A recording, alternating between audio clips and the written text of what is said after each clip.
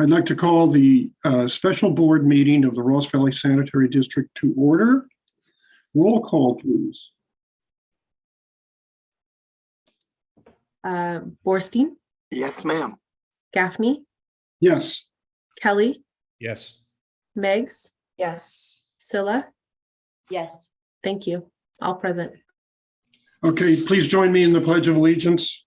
I pledge allegiance to the flag of the United States of America and to the republic for which it stands, one nation under God, indivisible, with liberty and justice for all. Okay, let's move on to approval of agenda. Do we want to bring Paul forward? Sure. Okay, and David, is that a agenda item? David Vieira. Okay, maybe not. Well, let's bring Paul, Pam, up to before item 4. And that we have two. Do we have 2 items for Paul? No, just the one. Okay, and that would be number 8. 8. Okay, yeah, okay, the ACFR. So moved. And Director Gaffney, point out that we also have Justin Seufert here, who is here for item number 11. Okay, so let's do Paul first, and then so it's item 8 and 11. Item 8 and 11, right before our item 4. So item 8 would be next. We still have item 3. Open time. Open time. Yeah, I'll do the open time. Open time for public to raise items. Sorry, President. No, we're on approval of agenda. We've got to vote on the change. I'd move the agenda as you just changed it. Okay. Second. Okay. Roll call, please. Yes, thank you. Borstein, Yes. Kelly, Yes. Meggs, Yes. Scylla, Yes. Gaffney. Yes. Unanimous. Thank you. Okay, thank you. Now it's open time for public to raise items not on the agenda or for future agendas. Is there anybody wishing to address the board of directors? Hearing none, let's move on to item 8, which is consideration of accepting the fiscal year 2022 financial audit and annual comprehensive financial report. Item 8. And who's going to lead this for us, staff? I believe that's me, President Gaffney. Excellent. So I'd like to again introduce Siobhan and Associates as the district's annual auditor, working with Corey Spray, the district's finance supervisor, to prepare the annual financial audit, affectionately known as the ACFR. The audit was recently completed with no issues identified, and the final draft report's ready for acceptance by the board of directors.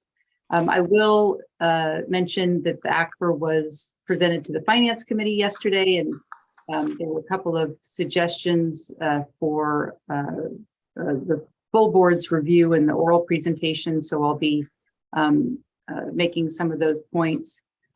In advance of that, I'd actually like to state that this is one of 2 major annual events for district financial business. The first, of course, being the budget adoption.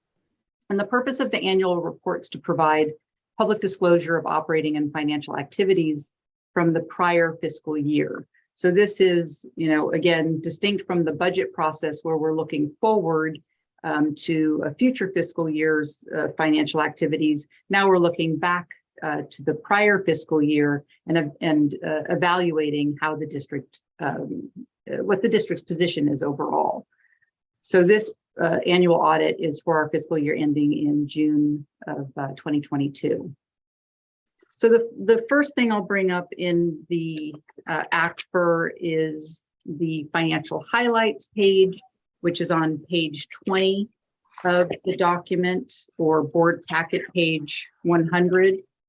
And I hope the board doesn't mind, I'll be referring to both page numbers just for clarity's sake. So page 20 of the ACFR again, and board packet number 100 gives a summary of the financial highlights of the ACFR. And again, based on some comments from the finance committee yesterday, I'll pick out a few points of interest before handing it over to Paul and also to Corey. So net revenues of the district increased by a little under 5% to $34 million. Net expenses also increased a little over 5% to $29 million, leaving the district total net position increased by $5 million or approximately 6%. So in essence, our total assets are exceeding our total liabilities. That's a good thing, right? Another point of interest, I think, to the board here is again mentioned by the finance committee that we wanted to talk about tonight is that the board of directors did approve a $7 million deposit to the district's SEPT account. That's the pension pre-funding trust, our account, section 115, based on a strategy allocation that was discussed in April of 2022. So that $7 million we want to talk about, where is that in the ACFR? So on page 22 of the ACFR, which is board packet page 102, on table 1, you'll see the restricted net position in table 1, kind of down towards the bottom of that table, increased over from approximately $2.5 million in 2021 to just over $9 million in 2022, with a net change of $6.8 million. So we'll want to talk about, well, we made a deposit of $7 million. Why is it only 6.8 shown in our net position increase? And of course, we all know the economic factors of the market volatility and interest rate movements, and so their investments are down just overall in the markets and in our SEPT account. There's a couple of other places where the SEPT is discussed in the ACFR. Let's see. There's a good one on. Where is it? Sorry, I'm skimming through my packet here. Oh, here it is on page 29, board packet 109.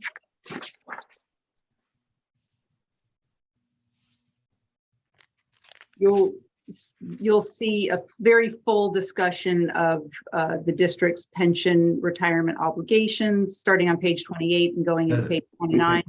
Yeah, Sorry. 28 has the pension, 29 has the OPEB. Just a quick point of order. That's right.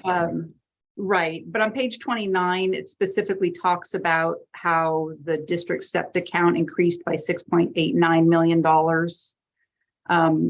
driven primarily by the district's $7 million contribution to the account.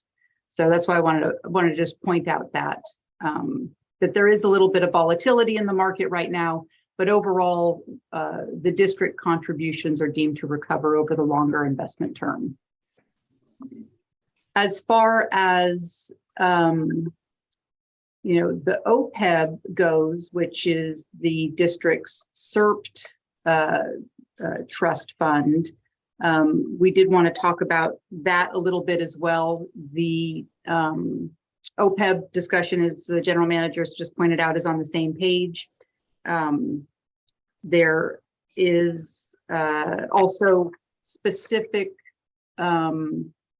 breakdown of the OPEB net assets on page 75, which is board packet 155. And I want to point this out to the board specifically because this came up last year with regards to the contributions made by the employer and the contributions made by the employee. So you'll see in again, on page 75 of the ACFR board packet, page 155, there's a breakdown of those contributions in net assets. So, yeah, so that's highlighted there. I think that's actually shown in another place as well. Felicia, what's Yeah. important about the OPEB is that the employees voted in a new program, and Right. it came with an unfunded liability, which the employees are responsible for. But we did agree to pre-fund it, and then we're going to be repaid back by the employees. Is that still the plan? Yes, that's exactly right. Well, so the name of the plan is the Enhanced Retiree Medical Benefit. The district did have a medical after retirement plan, but it was a very modest plan. And as you correctly pointed out, President Gaffney, during the last MOU negotiations, it was a priority goal for the employees to have increased medical coverage into retirement. The retirement age and the Medicare gap, is a significant concern, and the employees did vote to fund that enhanced benefit. So it was a win-win for the district and for the employees to have an opportunity to receive this benefit and also to pay into it from the employee side of the house. So I believe that demonstrates the employee contributions to that liability. And the last thing I wanted to mention, we mentioned this a little bit or momentarily in the RBPFA meeting, but the total outstanding debt for the district did decrease by $3 million. And I understand, there's some difference in actual principal obligation, but we'll show, at least in the district's ACFR on page 27, going back to the debt obligations, page 27, board packet 107, that we are paying down our annual debt service, and that's moving our total outstanding debt. And then one of the other things that the finance committee, Felicia, you know what I would really like on that? yeah, Is to show bond principal on a separate Right. column, and the pension, what am I trying to say? The premium right, in another column. Then we can add them up and get that number. But right. it's misleading how much debt we have outstanding. It bugs the heck out of me. Agreed, so noted.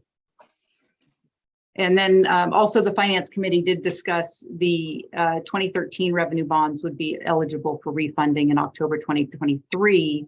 So we'll do that analysis and exercise at that point in time, making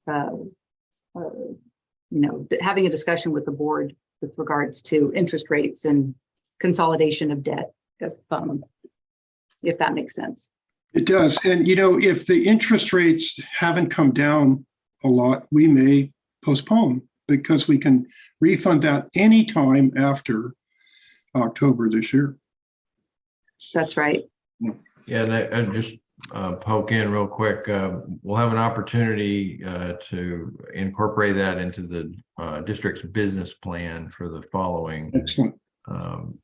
fiscal year, because for this fiscal year, the opportunity really isn't there. So you don't see it in the business plan, but that's something we can put on our radar for the following fiscal year. Okay. Thank you. Definitely. Thank you.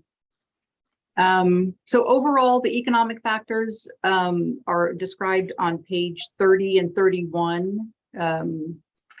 Again, just in summary, investments are largely down, inflation is up, interest rates are increasing, And this narrative on these 2 pages plus, talk about the district's very resilient financial position during the period of period of market volatility, in large part due to our shift away from borrowing and towards pay-as-you-go financing capital projects with our own internal funds. I'd like actually can I turn it over to you, Corey? I thought you made some really interesting points on the statistical section, and specifically as it related to the capital asset increase for the district position, if you'd like to take it from here.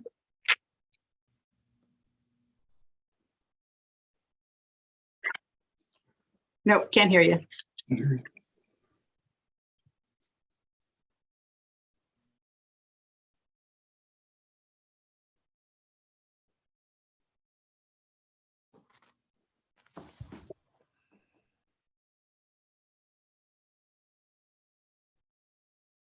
So again, Corey worked very closely with Paul and Do we have other Corey call Sean in? staff. What's that? Can we have Corey use his phone? Oh, yeah, we could. Or we can come back to Corey. And Paul, would you like to give us a little insight into your audit process? Yeah, absolutely. Sure. So Felicia did a great job of covering a lot of the financial highlights. I just wanted to just kind of pick up on a couple of things and just build on that. So if I could reference you to page 22, table 1 of the ACFR. Okay, let us get there. Yes. So the contribution to the pension trust that Felicia referenced, you'll also see that reflected if you look at the first 2 rows with the current assets and then the restricted cash and investments. You see the big change between the 2. So that's a big part of that $7 million flip. It's just a reclassification there of that. So you'll see that reflected there. You'll also notice in that change column, there's a lot of big changes. And a big part of that has to do with a new GASB that was a GASB standard that was implemented this last year. It's GASB 87. It redefined the way we look at leases and account for leases. And so on the lessee side, it doesn't have a big impact on you guys. You guys don't have a lot of material leases that you guys are in. But on the lessor side, where you guys are the landlord on that Anderson Drive property, it is a significant impact. So you'll see increases in your deferred inflow of resources there. You'll see also in the receivable, there's also a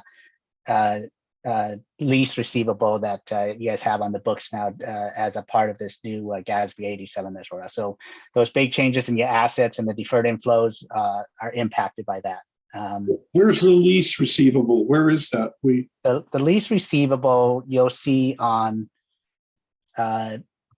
note 7. Let me get to that. Okay, way back to the notes. Okay. Yeah, so that's on page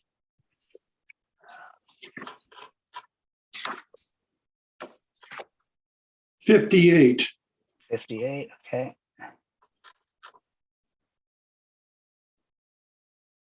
Yeah, on 58, note 7 there, you'll see that right to use for the receivable. So you guys are the lessor in this side of the GASB 87 implementation. So. Yeah, and as we discussed at the finance committee, the reason why that number is so high at 3 million plus is because an aggregate of the full lease of the 10 years that we are in agreement with the tenant. And so it's the 94,000 is the annual component of that 10-year lease. Even though we're hoping that they don't extend their lease after 5 years. Well, they're going to extend it for 5 years after that. I can guarantee you that. I know they are, Doug. Parking lot. They don't care about anything else but the parking lot. Yeah, that's true. They want the parking lot. And so that's a $3 million asset. Yeah, I guess the current portion column is probably the right reflection of the income. Is that right, Felicia? The 233? Yeah, that's right. That's current revenues. Yeah. Okay, thank you. And then just lastly, just one other thing I wanted to kind of carry on from what Felicia was mentioning is related to the volatility in the markets. And so it really impacted your pension plan. So the pension plan, the way the calculations are done, it's always a year behind. And so 2 years ago, the market had really good returns. And so you'll see that the net pension liability went down. So that's a big part of the decrease in your liabilities. However, the deferred inflow of resources, this is on table 1 of page 22, the same table. You'll see that the deferred inflows went up substantially as well. So the two kind of offset each other. So in this next coming fiscal year 23, you'll see a complete flip in the other direction, because as we all know, in fiscal year 22, the market went all the way back down. So any gains that happened in the previous year were all lost. And so the deferred inflows kind of helps to smooth out these big fluctuations in the market. So don't look at just the net pension liability by itself and think that that liability has gone down substantially. And then so other than that, you'll see not a significant amount, but to carry off on the volatility in the markets, on table 2 of page 24. You'll see a negative investment income, and you'll see that was a drop of 500,000. That's most of that is going to be unrealized loss that's reported there. So you don't often see negative revenue. So. Okay. Well, that was a good summary, I think, of the finances. And then we would like Corey to point out some of the things. You know, the back section of this, outside the exact audit part, is a really terrific statistical section which Corey put together. And so, Corey, do you have sound now? Could you take us to some of the things that you thought were pretty important? Yeah, sure. You guys hear me now? Yep. Yes. Perfect. All right. Sorry about that technical difficulties. So if you want to look at, I think page 97 of the ASPR. I'll wait to give you guys a second to get there. Page 97. 97.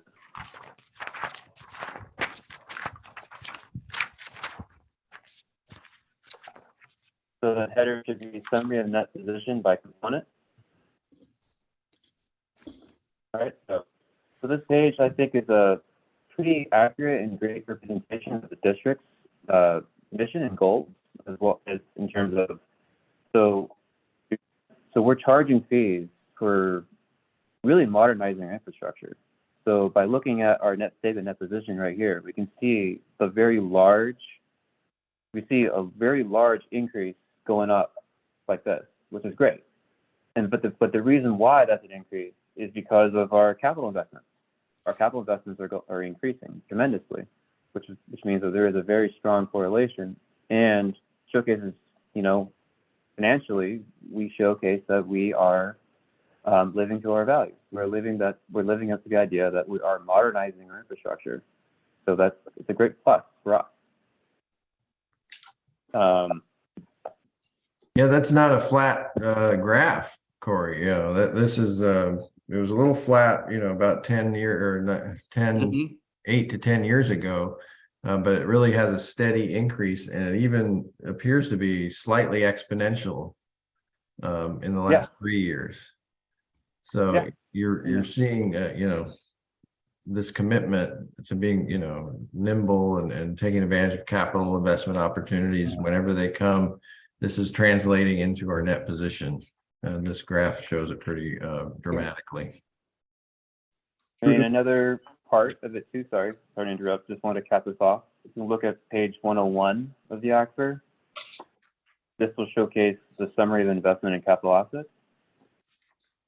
This table in itself that it showcases, here's the investments in the capital assets entirely,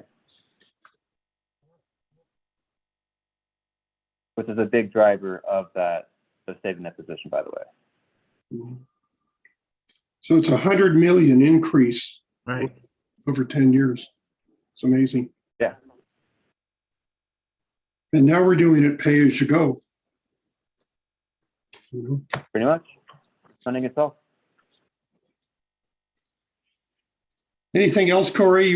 But I highly recommend going through this. There's especially, the general manager talked about on page, or meeting yesterday, page 113, the principal employers of the area. That's a significant item. And I Yeah, think so for instance, oh, sorry. one of our business, Sorry, one of our business plan is to get a rating increase, right, Doug? That's right.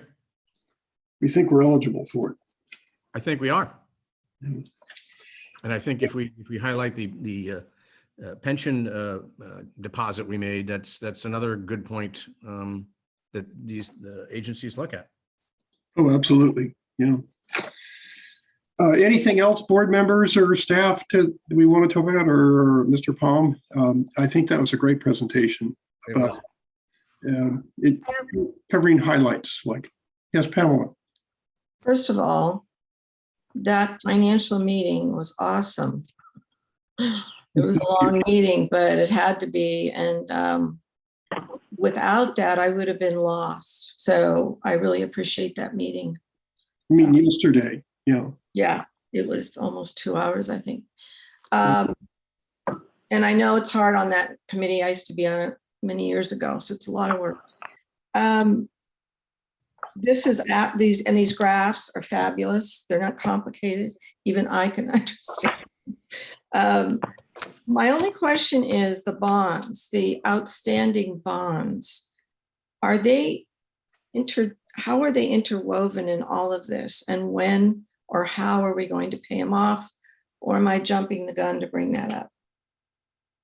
It's a good question. We pay off about $2.5 million. I think we have 85 million outstanding. We pay off about 2.5 million a year in our debt service. And then each of those bonds is a potential to be refinanced after 10 years. I think one of them is 8 years, but most of them are 10. And the 2013 bonds, which were issued before I was on the board, are finally eligible for refunding in October 2013. And then we can decide if we want. When? 23. 23. What did I say? 14? 13. The 2013 bonds are eligible to be retired in 2023. Yes. And we'll decide if there's a big savings or not. And I'm a firm believer that interest rates will come down some. And I don't know when, but I think that the way they were structured with 5% coupons means they're going to be candidates to be very eligible for refunding. So that's the way it works, I think, unless somebody else wants to explain, maybe Corey or anybody. But we're watching it. We're all over it. Okay, thank you. And note, I think this is a good reference for you, Board Member Meigs, on page 60, which is Board Packet 140. Just as a reference, there's a note number 9, Yep. long-term debt and the long-term debt summary, and a discussion of each of paragraph on each of the bond issuances that go on to the next couple of pages.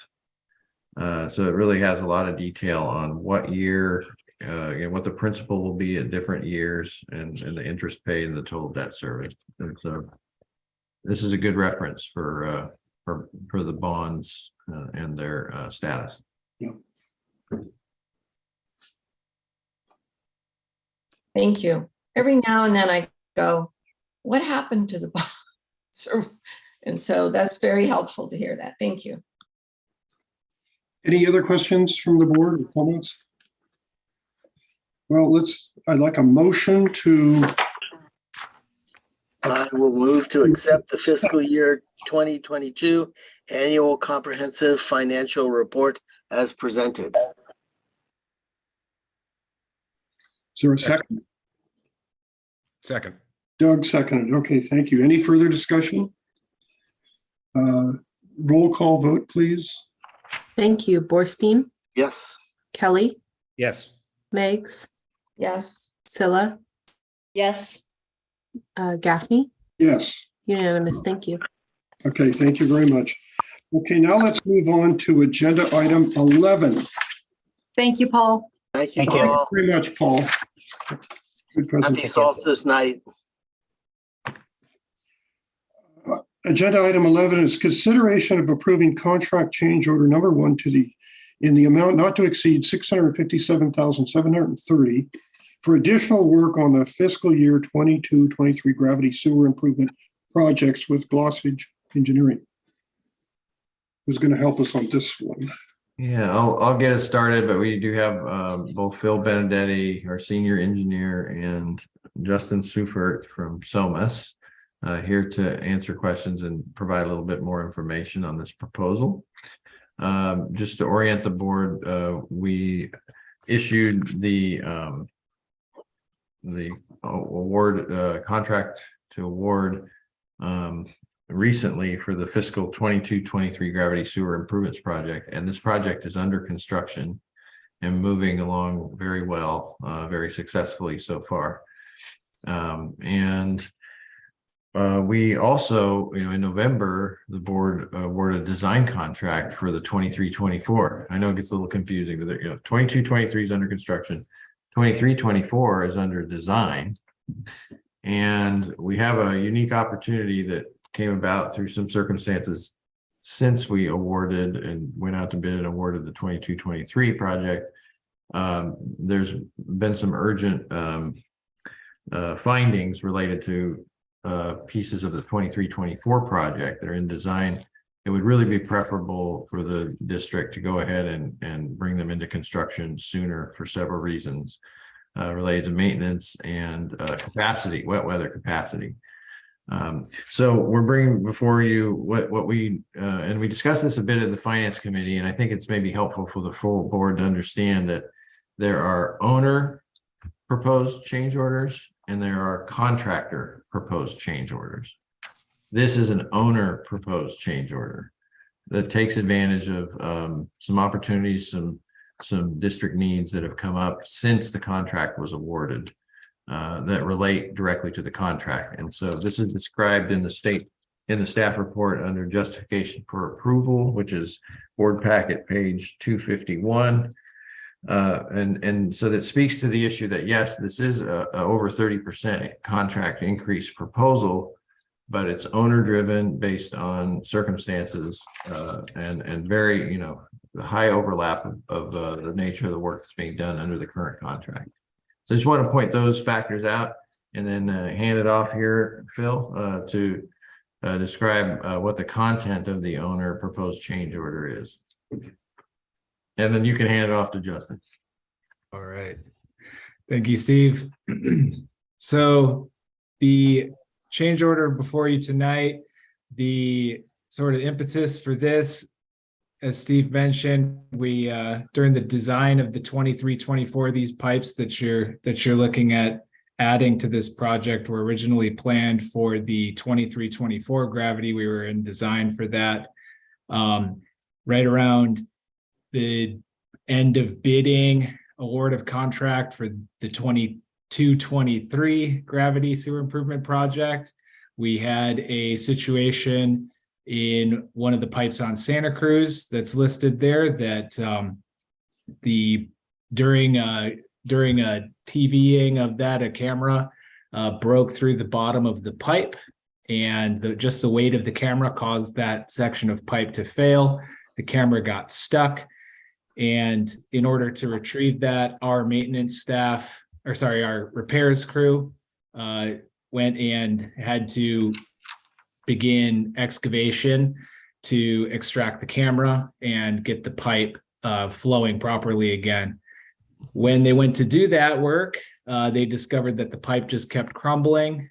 You need to have competent sections of pipe to attach repair couplings to, and they had to keep digging because the pipe kept breaking away every section of pipe. So that pipe is very brittle, very old clay, and we identified that that entire area, Santa Cruz, Santa Barbara, and parts of Salinas, we like to take a holistic approach to that in any area that we begin work, and really, minimize the number of times that we have to come to in any given neighborhood. So naturally, we took that whole area, in a holistic approach to address any future problems. The bottom of the pipe is missing in a number of locations, and it's just a big mess. We were, towing the emergency button, or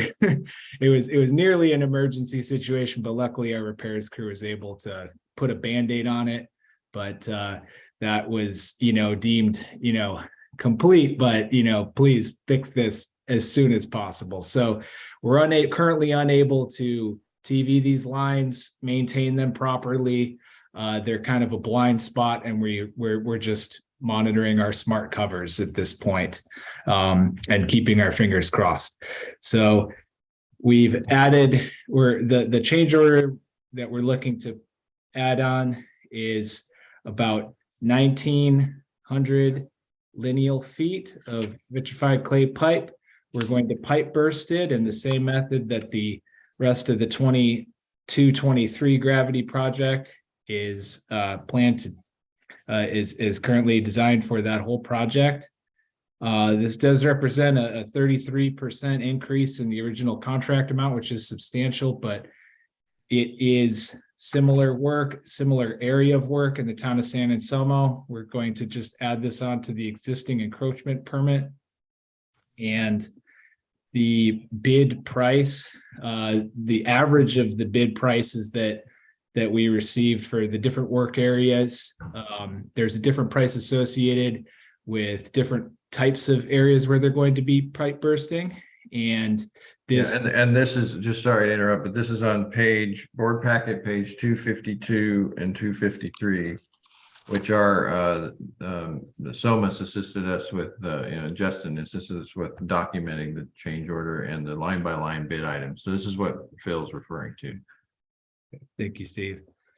So the average of pipe bursting work in the various different areas, we have some that are in backyard easements, some that are in, heavily trafficked public right of way, and others that are, a neighborhood like this. This falls within that range of the average. It's not a backyard, but it is still a tight neighborhood and will be relatively complex in nature, but so it falls right within that average. So the price has been, it's comparable to the rest of the contract that was publicly bid. With that, I'll turn it over to Justin if he has anything to add to that.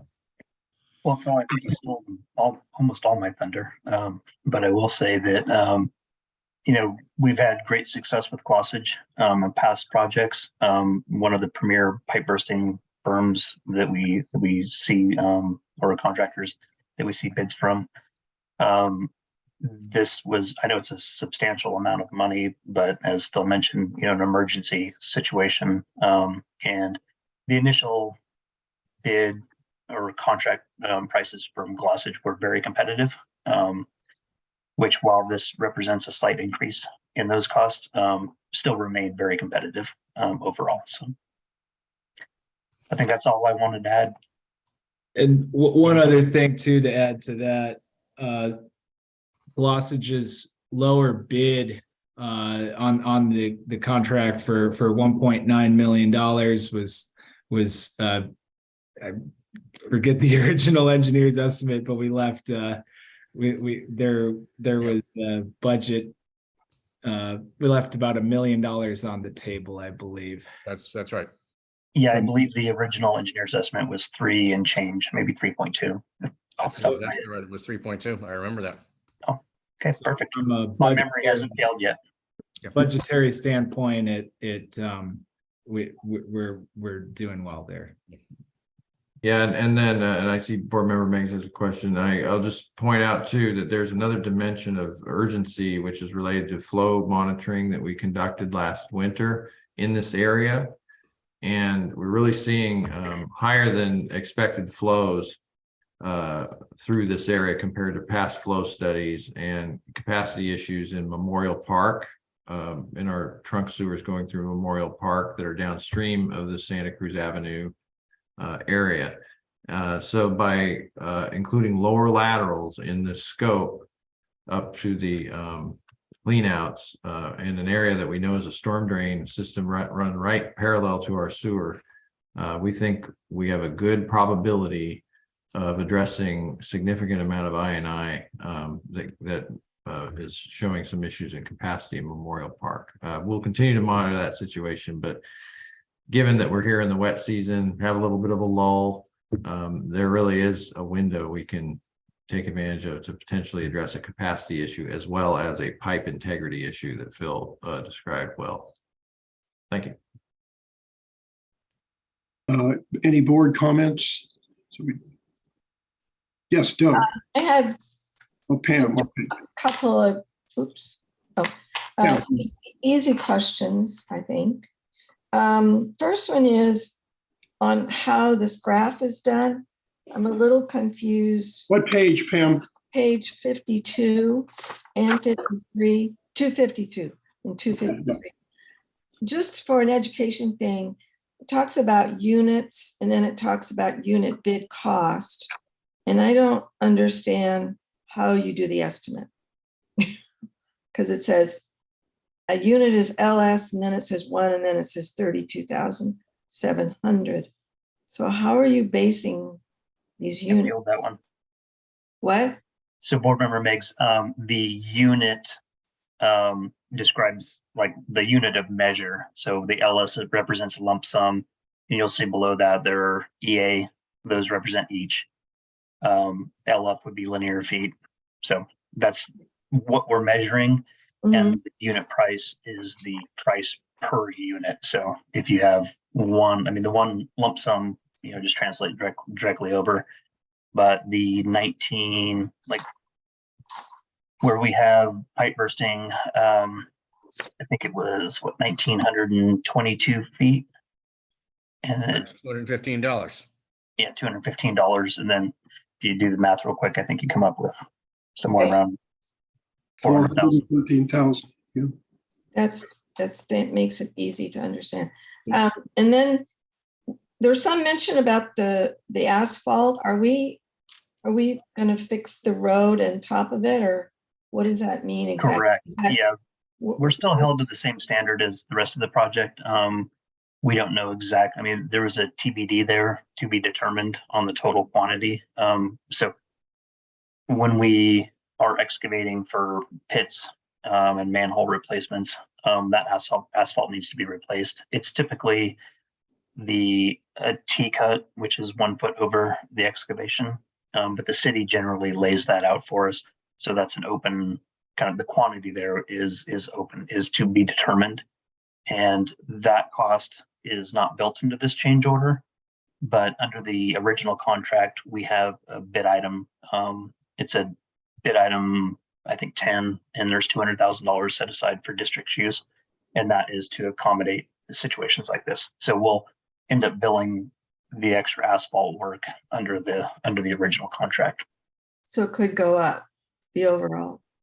No, they set aside total- 200. Yeah, the total cost for this change order will remain the same, Mhm. but the It cost of could the be project, filled out in a different way. Yeah. Right? the cost of the project as a whole will go up. Okay. Oh, sorry to interrupt, but one clarifying question there for Justin. So, the reason why this is useful to put the asphalt in this change order, is this to verify this unit bid cost? Because I noticed there is a number there, the $805 per ton. Yeah, they're holding the same unit price as the regular contract, but it's just, you have to establish that number. Yeah, so that's helpful to us, because then, they're not going to give us a different rate for this different work, but it won't add to actual dollar amount of the contract. And so I think Pamela's hit on the key table here, because I for one, think it's a great it's very clear. But let's go like to item 1. President Gaffney, I think I interrupted Director Meggs. I think she might have had another question. Oh, It's done. Okay. and we're clear that this is it's not a new job. It's a change order. And we're not going to get in trouble if somebody wants to bid on it or that we're not putting it out to bid. I just wanted to. And Yeah, I can Andre. address that briefly. I went around, Steve and I talked about this last week. And this has come up in the past too. So a change order is appropriate even when Ross Valley, like in this case, is requesting it when you're adding work that isn't substantially different from the original scope. And so there is language in the staff report talking about it's essentially the same kind of work. And so a new project for bidding would be, a substantial change in the scope, like a different location or unrelated facilities or different types of construction methods. That's not what we have here. I mean, it's a big cost increase. There's always a possibility that a disgruntled contractor could be upset about it, but that exists for every award of every contract. So I think we're good here. Great, thank you. Any more, Pam? Are you all okay? And now Doug, I think you. All right, thank you. And a couple of things. First off, I want to confirm that this work was already planned for fiscal 23-24, correct? Okay, fine. So that's right. And actually, I mean, just to augment that, thanks for the question. Because both the 22-23 and the 23-24 projects are populated by the infrastructure asset management plan update and its risk-based scoring system. And so not 100% of them, but I would say a substantial 70 to 90% of the pipes are actually high priority pipes in both of these projects from the IAMP. Okay. So you talked about the increased flow. If the pipe is cracked and there's no bottom, then we're obviously expecting an increased flow. Correct?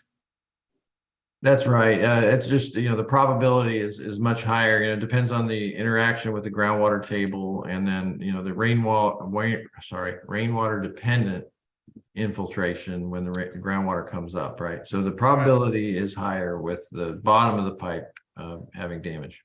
All right. So one of the things that I was surprised by is it said replacement of these mains on Santa Cruz Ave, and I'm on page 249, third paragraph. Replacement of these mains on Santa Cruz Avenue and Santa Barbara Avenue and associated lower laterals will reduce I&I contributions to these under capacity pipes that are in Memorial Park, which was recently re-landscaped. Did we miss an opportunity here? We did take a look when the town let us know that Memorial Park was getting re-landscaped.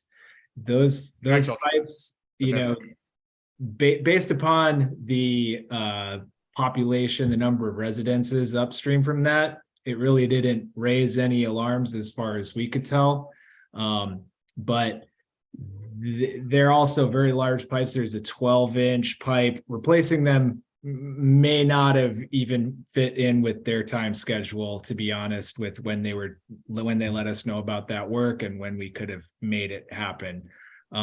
But what we also have determined from a lot of areas that are shown as being, from that modeling study that and flow monitoring analysis, a lot of areas that are identified as, strapped for capacity, we'll say, they're not going to be feasible to replace. Some of them, look like they run right, there's one of our trunks along Corte Madera Creek. They're projects that just, nobody wants to do. So the best way to approach those is going to be addressing I&I to add back capacity during wet weather events. So then if you remove that rainfall dependent I&I, you are increasing your capacity in an indirect way. At the same time, improving upon maintenance issues and, potential overflows further up the system in areas like this. All right. That's a great explanation, Phil. Just also point out that the age of the pipes in Memorial Park, they're pretty young. They're only 40 years old. It's from the 1980 timeframe. So that's, it's, Hey. and they're PVC, they're not old clay pipes, so they're, they're No, I can youngsters. tell you- I can tell you, Steve, when I was coaching there for 8 years and we had pipe bursts all the time, that was bad. The good news is it was clean water, not dirty water. It would have been a lot worse if my kid in left field was sitting in sewage. He was sitting in a puddle of water. So that's good to know. I think that's it. Thank you. Thanks, Doug. Michael, I'm just so pleased that we're doing this. 8 years ago, we had no reserves where we could be nimble enough to, nor were we advanced enough with our ability to look in pipes and see what's going on to prevent an emergency before it became a real emergency, and to be nimble enough and have the funds to where we can do this and make it happen and do it before we have a very serious SSO up in that area where, if we have a atmospheric river like last October come through there where the pipes, then you don't have anything. And then who the hell knows how you get to go in there and retrench the whole thing. So we were able to get ahead of the emergency before it happened. And we've, over the past 8 years, with management, be able to have a reserve to where we can go off and do this, and it is substantial, and be able to handle it. So bravo. Very pleased with the whole thing. good. Doug, something else. I'm sorry, I did have one other question. So we're replacing, if I get this correct, 45 lower laterals, is that right? Okay, thanks, Steve. And are we asking or telling those residents of the gift they're getting, and are we suggesting that they maybe take this opportunity to replace their upper laterals? You're on mute. Oh, no, you're not on mute. Yes, that's really standard procedure, and Justin and Phil both have experience with that. Yeah, I believe Glossage is advising residents that there is an opportunity to do the upper lateral at this time. And based on what they're doing on South Ridgewood right now, I believe it represents a substantial savings for the homeowners. They're also Glossage does the work. Correct. They offer to, I believe in their notification that they send out, the mailer, it does, list, now is a good time to look into replacing your upper lateral and to reach out. But then they also do a good job of knocking on doors, and they're already going to be in contact with pretty much every single residence there, just, to let them know what's going on. And that's, and also Somas fields a lot of that and directs them, because people are generally pretty well educated about their laterals for a given district. I think that ours are pretty well educated in terms of what they're going to need to, what they're responsible for. So they typically don't pass up an opportunity. Excellent. Thank you. Okay, I have one comment now. I'd kind of like to know the procedure. So let's say like item 1, lump sum 1 mobilization, 32,700. So how does it work? Does Glossage come up with a number, and Justin and Phil, you review the number? Is that how it works, or how does it work? I can fill that one, President Gaffney. For the mobilization, the original contract specifies that they're entitled. Entitled might be the wrong word.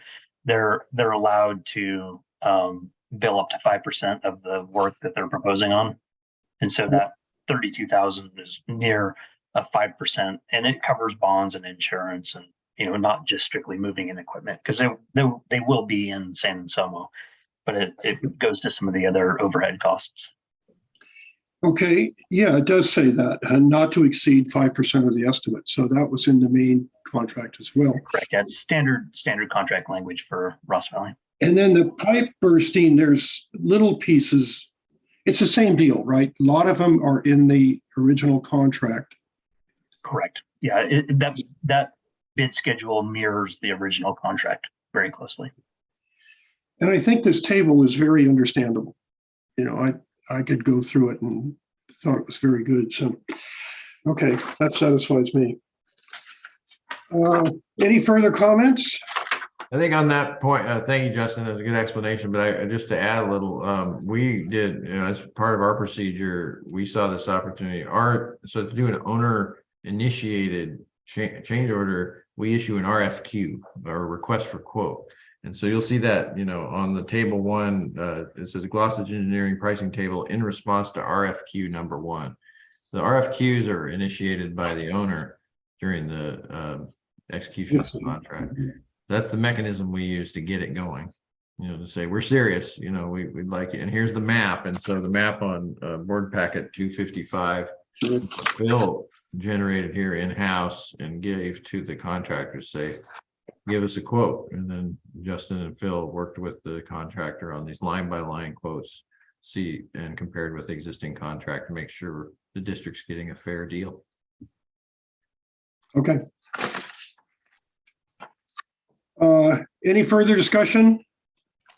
I'm looking for a motion. I'll make a motion that we approve contract change order number 1 in the amount not to exceed $657,730 for additional work on Santa Cruz Avenue and Santa Barbara Avenue in the fiscal year 22/23 Gravity Sewer Improvements Project number 953 with Glossage Engineering, Inc. Second. Second. You got it, Mary. Okay, thank you. Any further discussion? Hearing none, a roll call vote, please. Yes, thank you. Borstein, Yes. Kelly, Yes. Meggs, Yes. Scylla, Yes. Gaffney, Yes. unanimous. Thank you. All right, thank you. Thanks, Justin and Phil and everybody. You're welcome. Merry solstice and happy holidays. Good night, everyone. Thank you. Good night. Okay, so now we're on committee reports. Item 4, ad hoc HR committee. Mary? Michael and I met on Monday to review an item that is on our agenda tonight regarding the recognition of bargaining units. It's something that we, I guess, should have had for a while and was originally mentioned to us by Patrick, who helps us with our labor negotiations. But we'll discuss it later on this evening, but we went through it in detail, and it's a resolution that we'll be voting on later. And we thought it looked good. And yes, it seems to look very good, and has the stated policy of being sure that the employees are represented properly in appropriate units. And it's standard practice in other businesses. So I'm glad that we're getting it done. Okay, thank you. Finance committee. Mary, again. You and I met and we got to look over all of the finance stuff that some of which we've already looked at tonight. And the rest of which we will look at for the rest of the night. It was almost all of the agenda, with an exciting new popular finance report that we're doing for the first time, but spoiler alert. Yeah. Okay, and we reviewed a lot of the cost projects as well, and the monthly budget, so lots of financial things. CMSA. Michael or me? Michael or Doug? Go for it. Okay, thank you. We looked at the fiscal 22 annual comprehensive and popular financial reports. They're really well done there by Ken Sprague. I'd suggest you look at them. They're fascinating, and we're doing a great job. We got a report on the digester number 2 membrane cover replacement. So that's now complete and done, and we're cranking. We also looked at something really interesting, and that was the CSRMA, California Sanitary Risk Management Authority survey results. And Yeah. almost all, so many of them, because there's different things like business contingency plan, chemical hygiene plan, certification and permits, confined space. All of this, they rated us on safety. And, you know, you're looking at the rest of the community, like business continuity plan, the rest of California is at 53%, we're at 100. Certification and permits, the rest is 79, we're at 100. Confined space, the rest are 91, we're at 100. Contractor safety and multi-employer safety, 82 for the rest, we're at 100. There's tons of those. A couple of them we're not doing so great. Defensive driving, we have a defensive driving program, but we don't start it as soon as the employee is hired. So we were a little lower on that. But on almost everything, we're at 100. Look at this report, it's beautiful. So I'm really, really pleased with that. One thing, the personal protective equipment, we were at 50% versus 72, but that was really the matter the question was asked. We have tons of personal protective equipment. They ask questions in a certain manner. And so really the feeling over at CMSA is like, no, we're fine. But it doesn't matter. You look at this report and it's just stunning. I'm very, very pleased with the work they're doing over there. We also made an agreement with Republic Services of Sonoma County to take a lot of commercial food waste from them. That was a plan we were going to do before COVID. It got postponed. And so we're moving forward on that. We're going to take, I think it was 10 tons per day. And we're currently taking 7 tons from Marin Sanitary. But we think that we can take up to 40 tons per day with our 2 digesters cranking and our cogen working. So that's going to happen. We're going to see how that works. And their waste has been in the past, food waste has been very clean, you know, no silverware, no bones. So they're very, very good. Republic's been doing a good job. So that's about it. That's what we did over there. And Marin Sanitary just got their new organic waste processing machine going, which they're not sorting by hand anymore. And so it'll allow for a cleaner product for CMSA to process. So going into the future, that's even better yet. Yeah, and we may see more than 7 tons from them because of that. But we have the. Okay, anything else, CMSA? I'd like to add that I attended the Finance Committee meeting of CMSA today, and they are also in excellent financial condition. They've got good reserves. They've got a $52 million capital improvement program over 10 years. They're probably going to have to issue between 10 and 20 million, but probably on the lower side in bonds, and the rest is pay as you go. It looks like there's a possibility for, because of the algae blooms in San Francisco Bay, they're worried about nutrients in the bay. And so nutrients are nitrogen and phosphates. It's expensive removal. So there may be some requirement for a multi-million-dollar project, but to tell the truth, they could handle it. There would be some increases, but it's looking like maybe some 4% years and mostly 3.5%, increase in what we pay. Maybe 4% for the first like 2 or 3 years, and then 3.5% from then on. This last 5-year time, we paid 3.5. Now this is preliminary. We're not going to decide. I think the board won't decide until maybe April or something like that. But a really good financial reporting, very concise, and it was an excellent meeting, and they are in really good shape. So it's darn good. We're lucky we've got a good treatment plant, JPA. North Bay, Pamela. Yes, can you hear me? Yes. Okay. I don't have the official minutes, but I have 5 quick updates. We met the first week in December. It's always the first Friday of the month, but we went to the Silverado Golf Course, which when I was in nursing school, I used to hang out. It's a beautiful place. And so the Napa Flood Control and Water Conservation District did a presentation. And these are 3 of the members with the North Bay, Ryan, Rick, and Jeremy. So we had our meeting there. It was fabulous. And then we had a tour of a completed projects called the Milliken Creek Dam Removal and Restoration Project.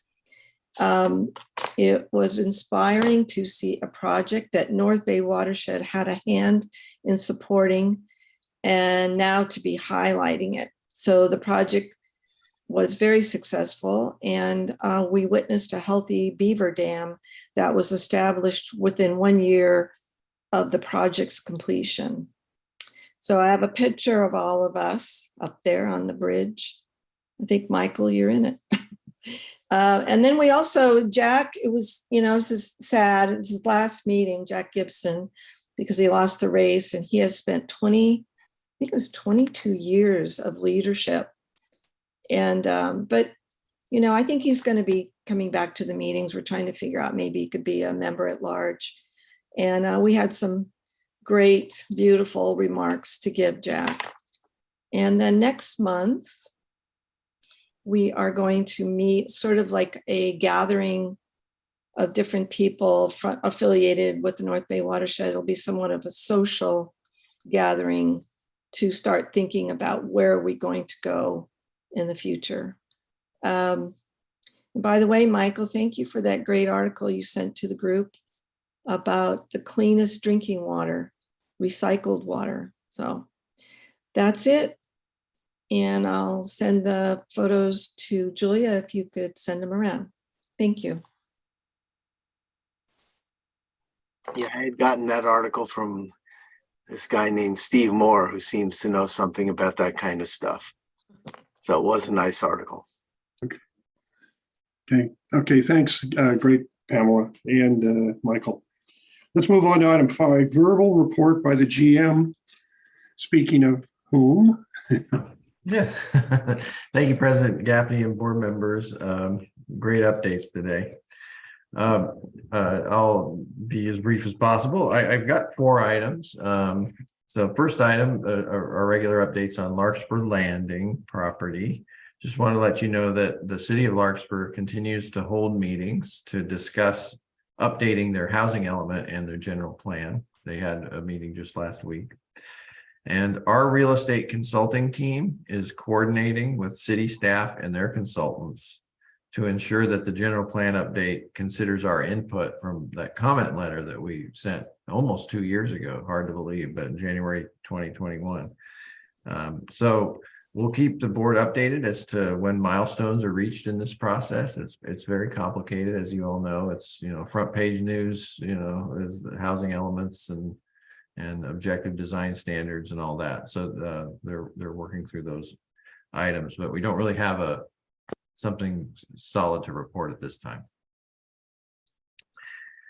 So that's that one. My second item is 1111 Anderson.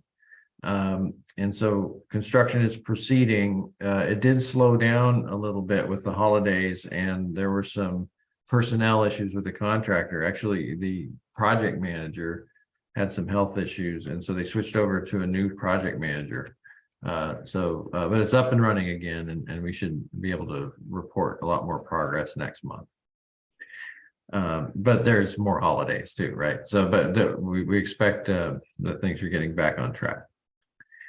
Related to 1111 Anderson, you remember last month we delved into the potential for solar project there, and it became pretty evident, I think we're all on the same page, the board members and staff, that we probably can't dovetail solar development with the site improvements that we need to move in the next year, or the next 6 months.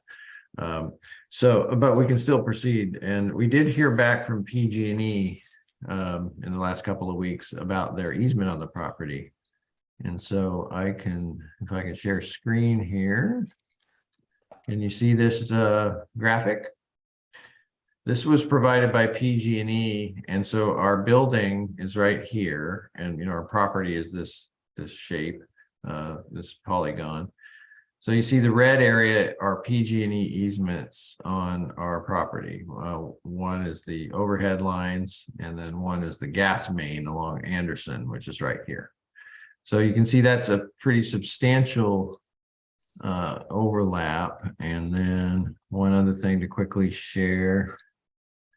And so the consultant that we were working with, Eric, provided this graphic. So he kind of superimposed that easement over what you saw last month with the carport configuration. You can see, and PG&E explicitly said you can't build something like a carport in this easement.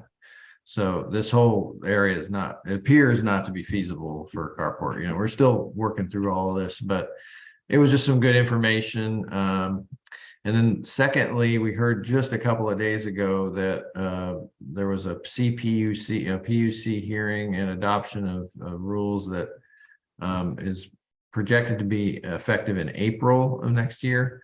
And so the consultant was saying, well, before April, you might consider developing a project or but he said that if we did it on the rooftop, it wouldn't have as big an impact as with the carports. And as you can see, it appears the carport feasibility is really limited, at least to this area in the parking lot.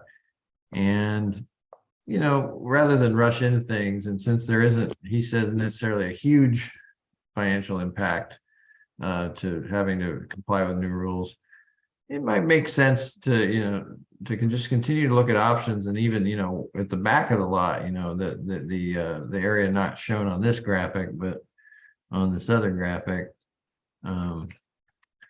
real quick, bring that other one up. This back area here, there might be opportunities as well down the road, right? Yeah. So anyway, this is some information we're sifting through.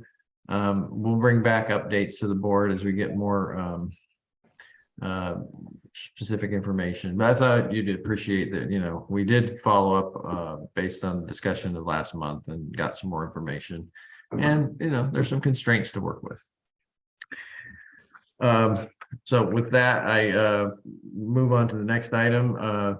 Sanitary sewer system waste discharge requirements, or the general statewide permit for collection systems issued by the state water board and implemented by the regional water boards. I gave some updates recently about that process. There was a draft permit in October. There was a adoption hearing on December 6th that I attended with representatives of BACWA, Bay Area Clean Water Agencies, CASA, California Association of Sanitation Agencies, CWEA, California Water Environment Association, and others. It was a long hearing. It went from 1:30 p.m. to 7 p.m. There was a change sheet earlier that week to change some things based on back and forth. Then there was a change sheet that morning. And then during the hearing, there were other changes that were negotiated for a third change sheet. It was quite an experience. But I'll just say that, the state water board directed their staff at the hearing to make several changes at our request. And we are satisfied with the changes, and the order was adopted.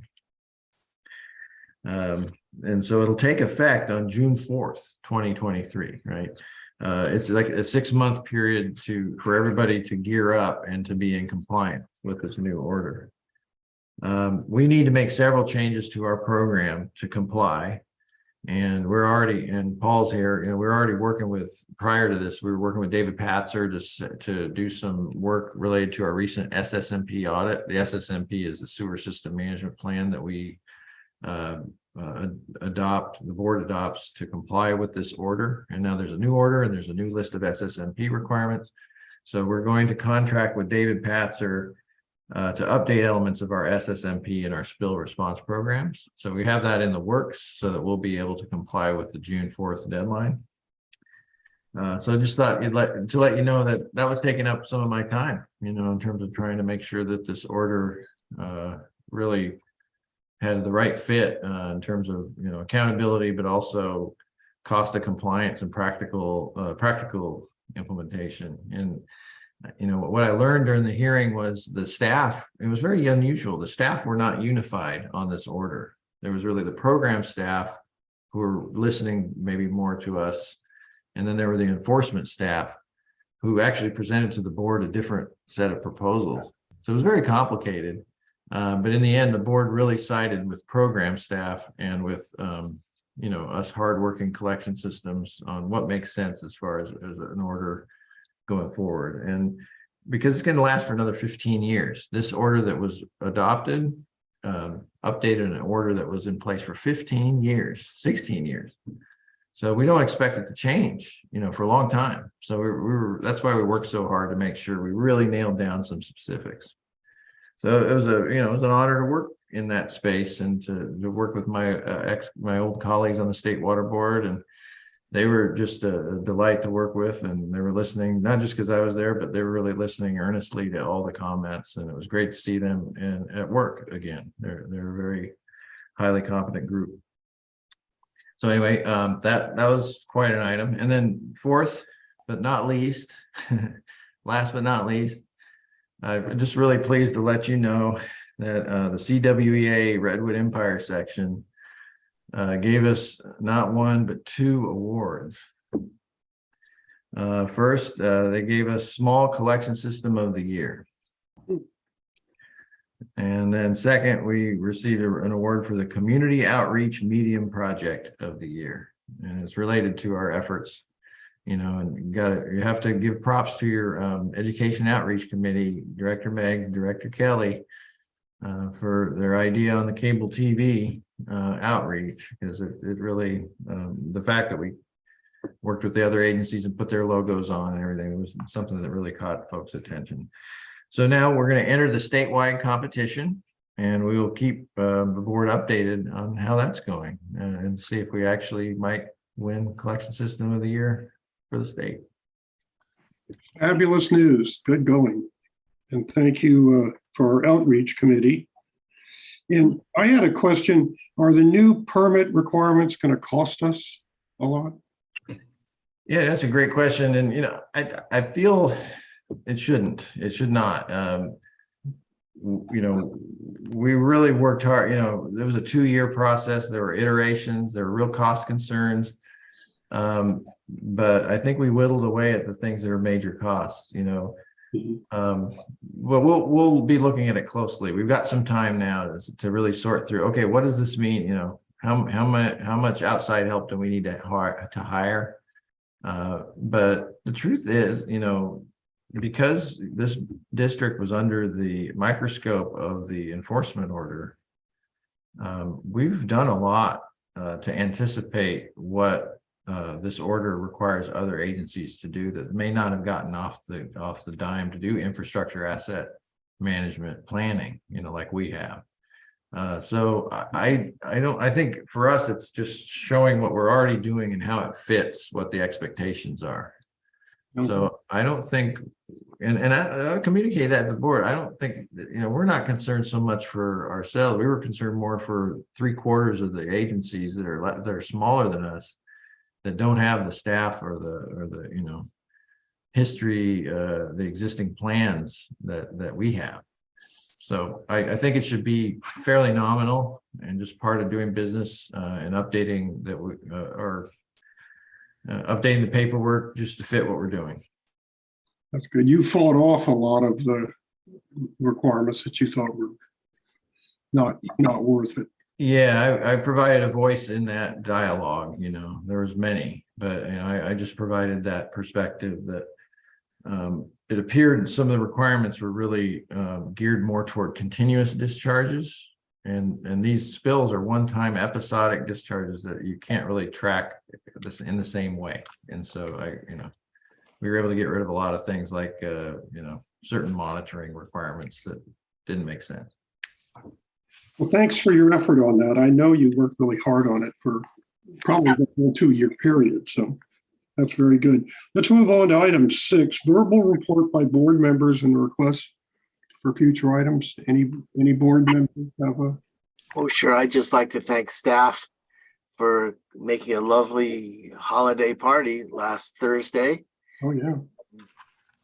that I think most of us got to. And afterwards, Steve announced that we had received those couple of awards. And I think it was the first time that there was actually a little bit of bonus that we gave out to everybody as an attaboy. Was that the first one we did ever? Well, that's the first award we won. Maybe. I don't know. I know it's been a long time, but way back in 2019, we got Small Collection System of the Year, Okay.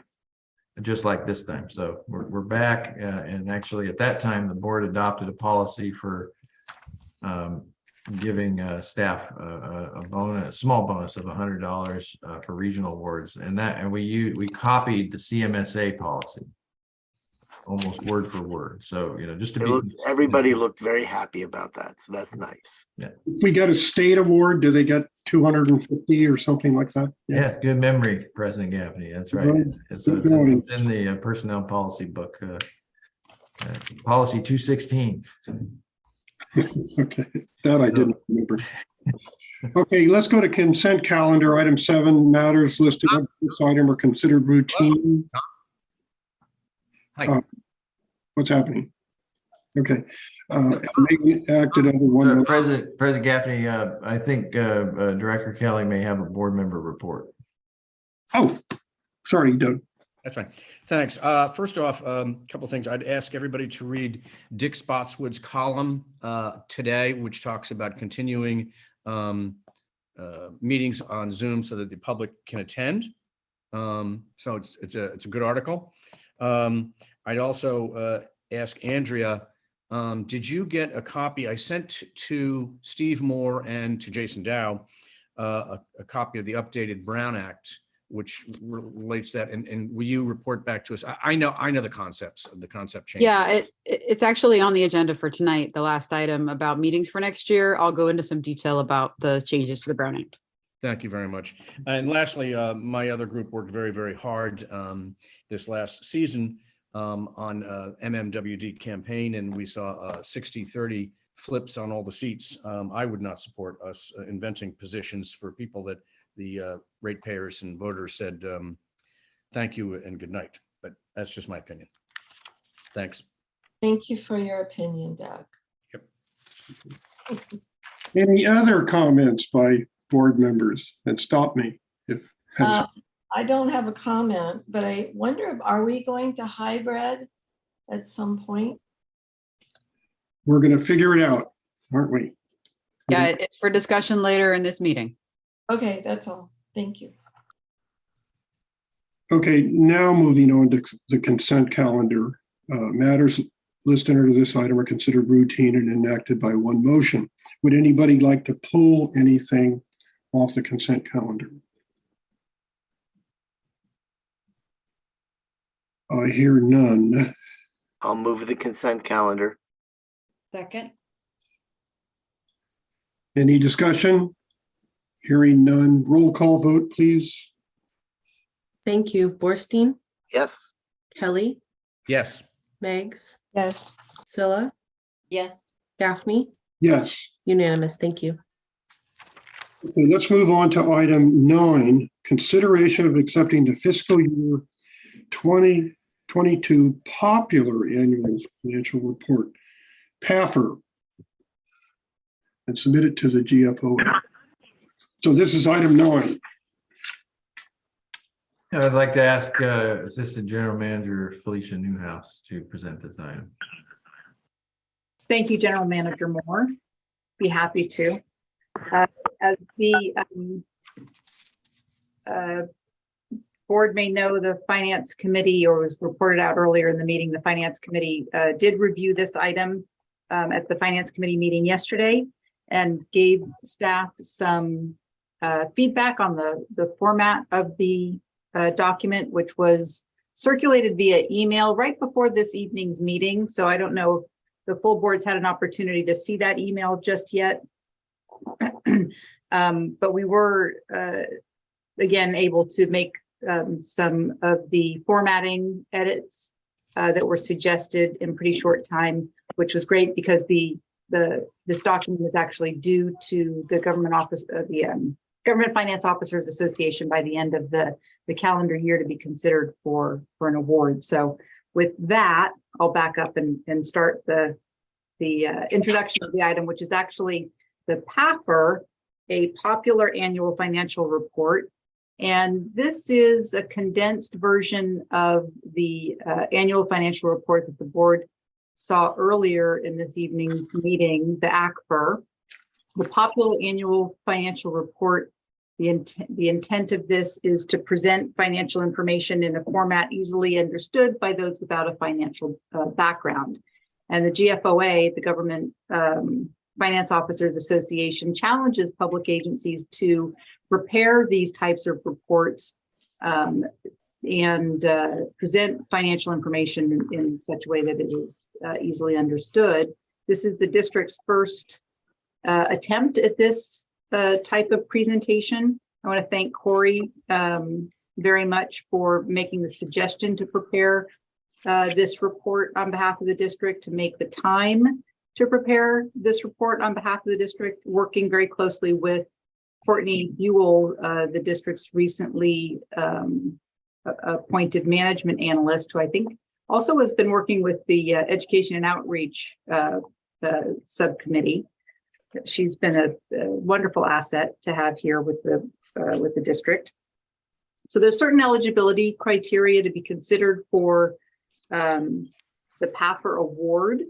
The staff report includes the actual draft PAFR and also includes the judge's criteria for consideration of giving the award.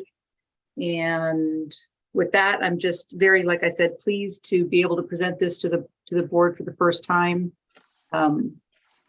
Looking forward to any additional comments or directions that the board may have before accepting this document, and hopefully providing direction to staff to submit it to GFOA for consideration of yet another award on behalf of the district. So with that, Corey, would you like to make any additional comments on this document?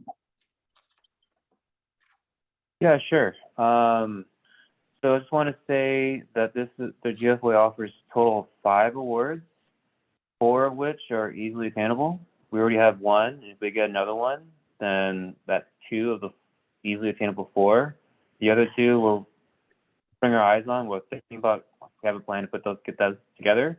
But for this one, if we get approval from you all for accepting this PAFR draft as a final draft, then we will be one step closer to getting a second award.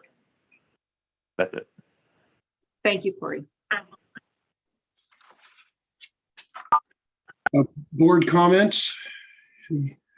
Doug? What were the changes in my black and white one that I printed in the office and the one that you sent out?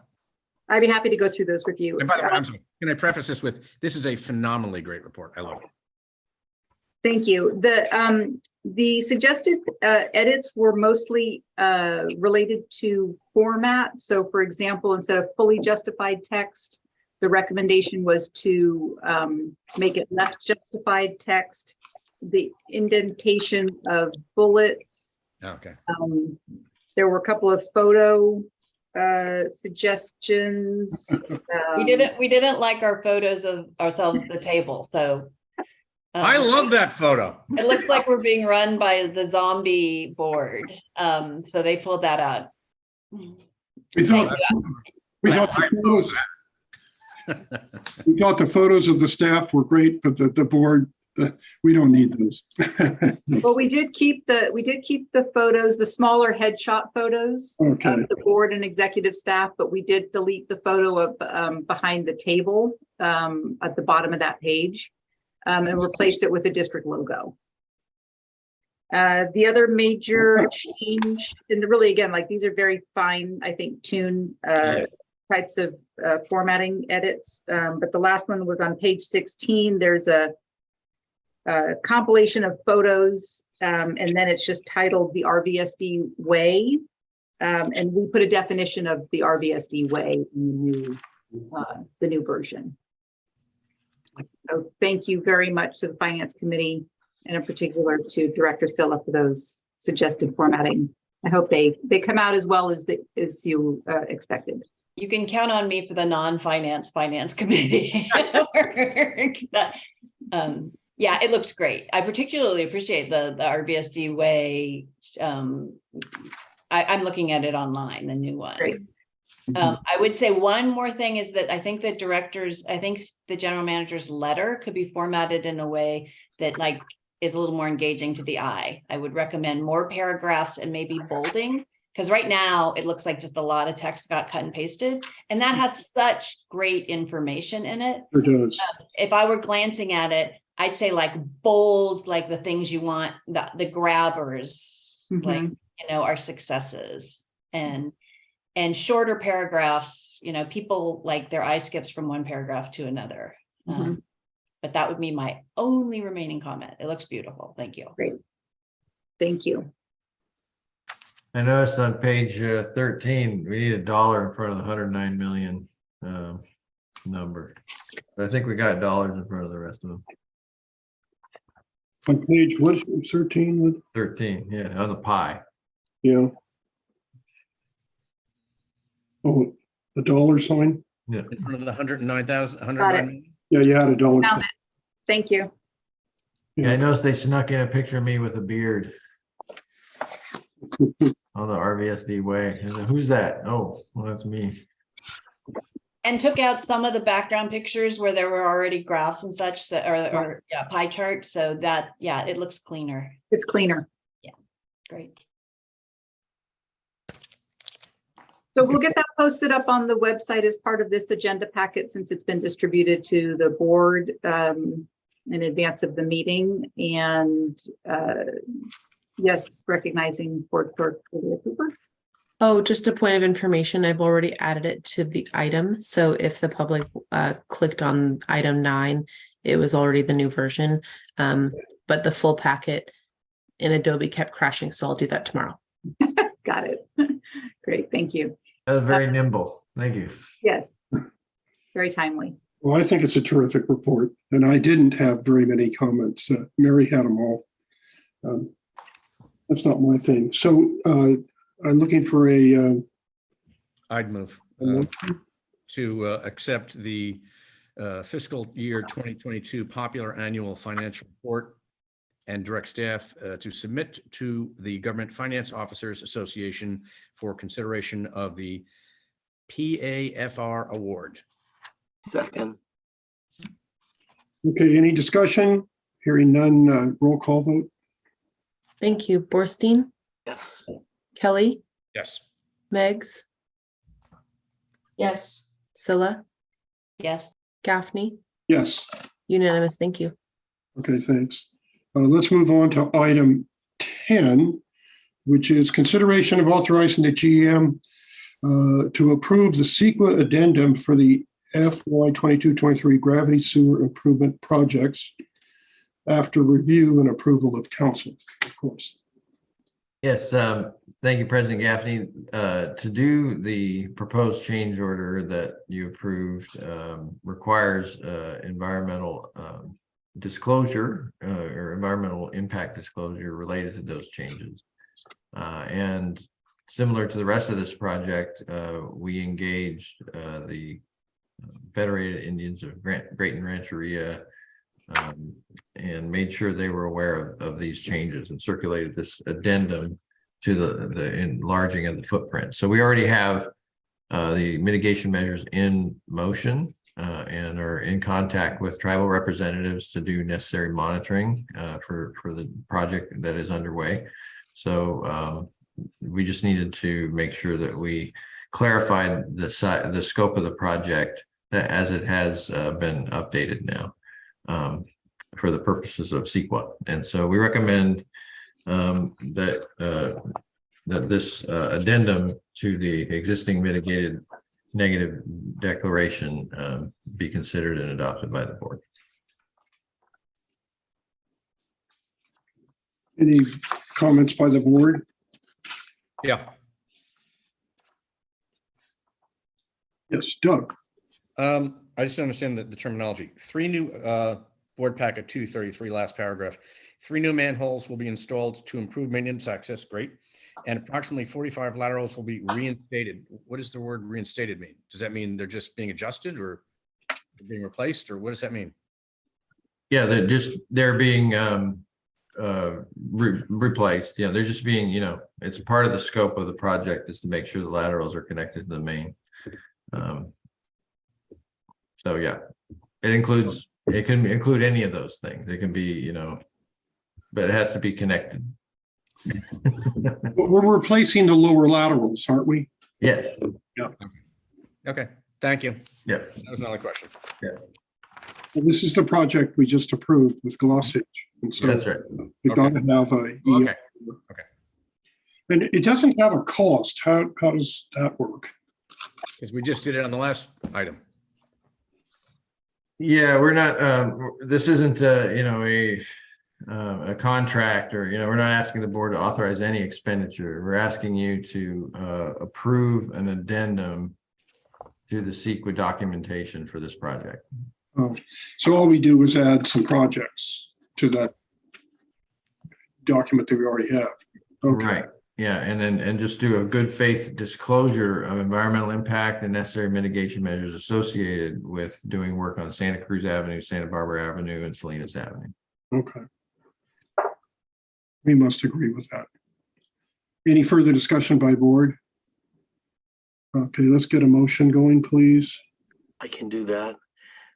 Recommendation, we approve an addendum pursuant to the California Environmental Quality Act, CEQA, related to the 2022-2023 Gravity Sewer Improvement Project number 953. Second, Okay, thank you. If there's no further discussion, let's have a roll call vote. Thank you. Borstein, Yep. Kelly, Yes. Meggs, yes. Scylla, Yes. Gaffney, Yes. unanimous. Thank you. Okay, and then here's the HR project, I guess. Consideration of adopting resolution number 22-1639, establishing policy and procedures for the administration of employer-employee relations. Yeah, I will go ahead and ask Felicia to introduce this item and the work we did over the last couple of months. Thank you, General Manager Moore and President Gaffney.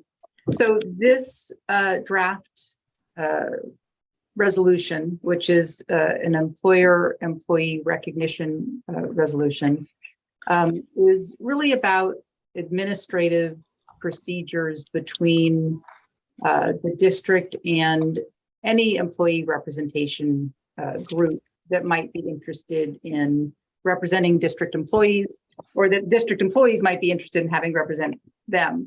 As the board of directors knows, historically, we've been dealing with a group called AFSCME, American Federation of State, County, and Municipal Employees.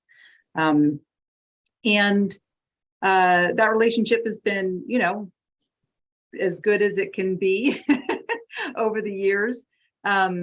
And luckily, we haven't really run into too many instances where this sort of set of policies and procedures, or I should say lack of set of policies and procedures, has caused too much trouble in that relationship.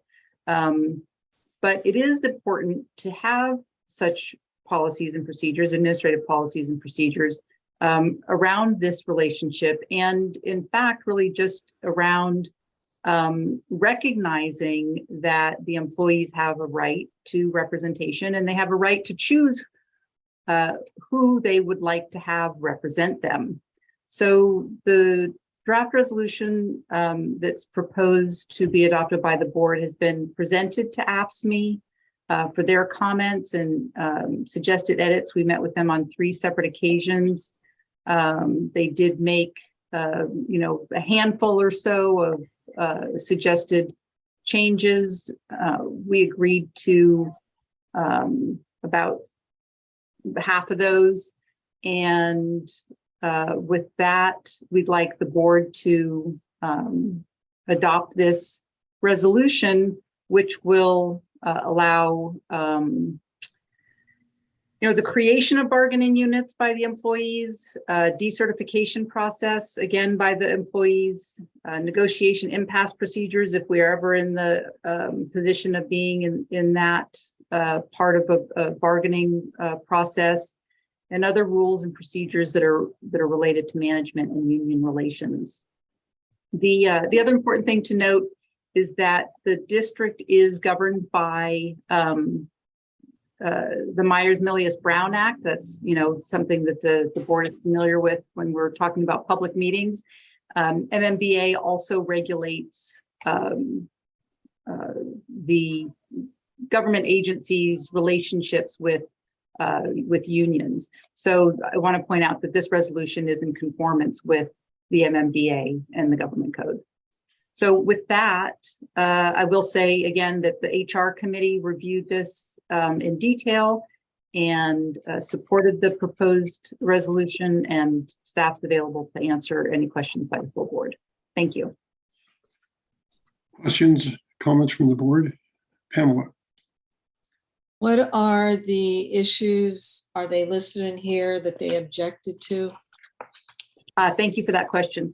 They did ask for some additional language, and I can point you in that direction. Let's see, pardon my flipping through some paper here.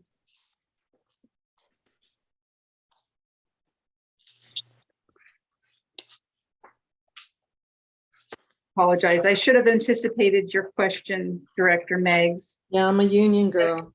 Been more ready. Let's see what we have. Here it is. In section 8. What page? I'm going to tell you in just a second. Board packet 264, maybe? Yep. Yeah. Oh, very good. Thank you, Steve. Section 8, which is the procedure for decertification of exclusively recognized employee organization. So that's, again, this is an administrative procedure. If the employees wish to not be represented by a particular labor union, then on one of the last paragraphs, starting with during the open period,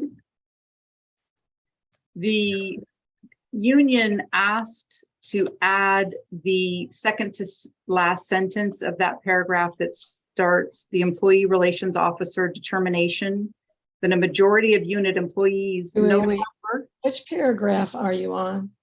It starts during the open period. So it's towards the end of section 9 at the top of the, like right before section, sorry, end of section 8. It's the top of the page, 265.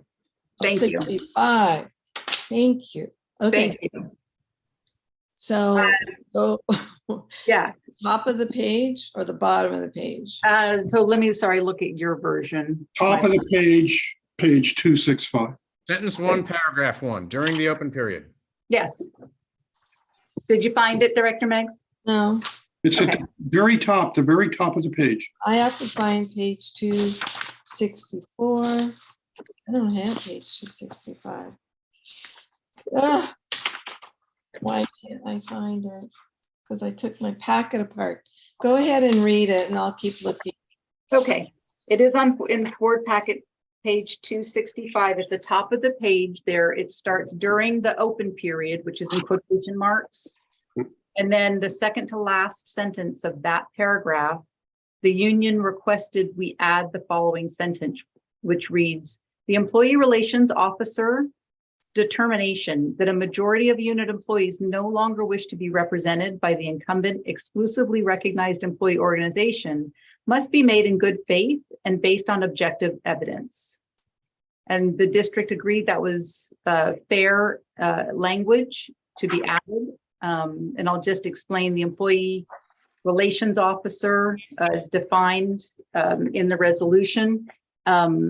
as a district management position, specifically the general manager.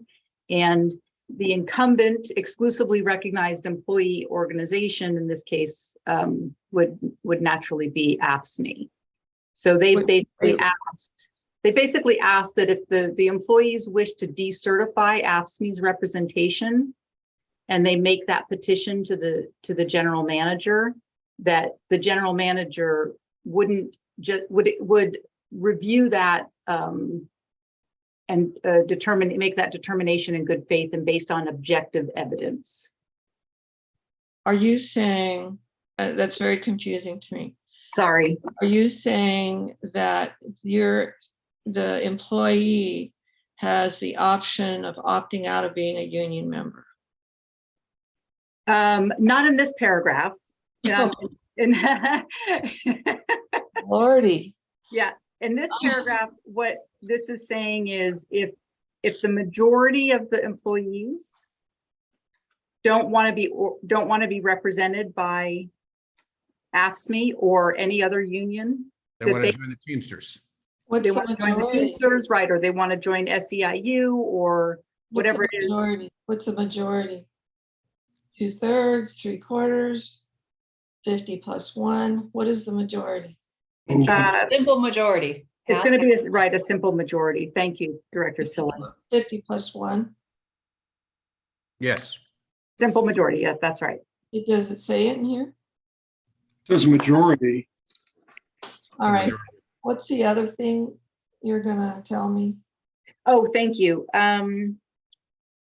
Then they did want to add some language in a couple of other sections that we felt was redundant.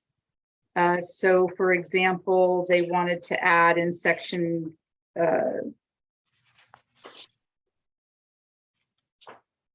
where was that?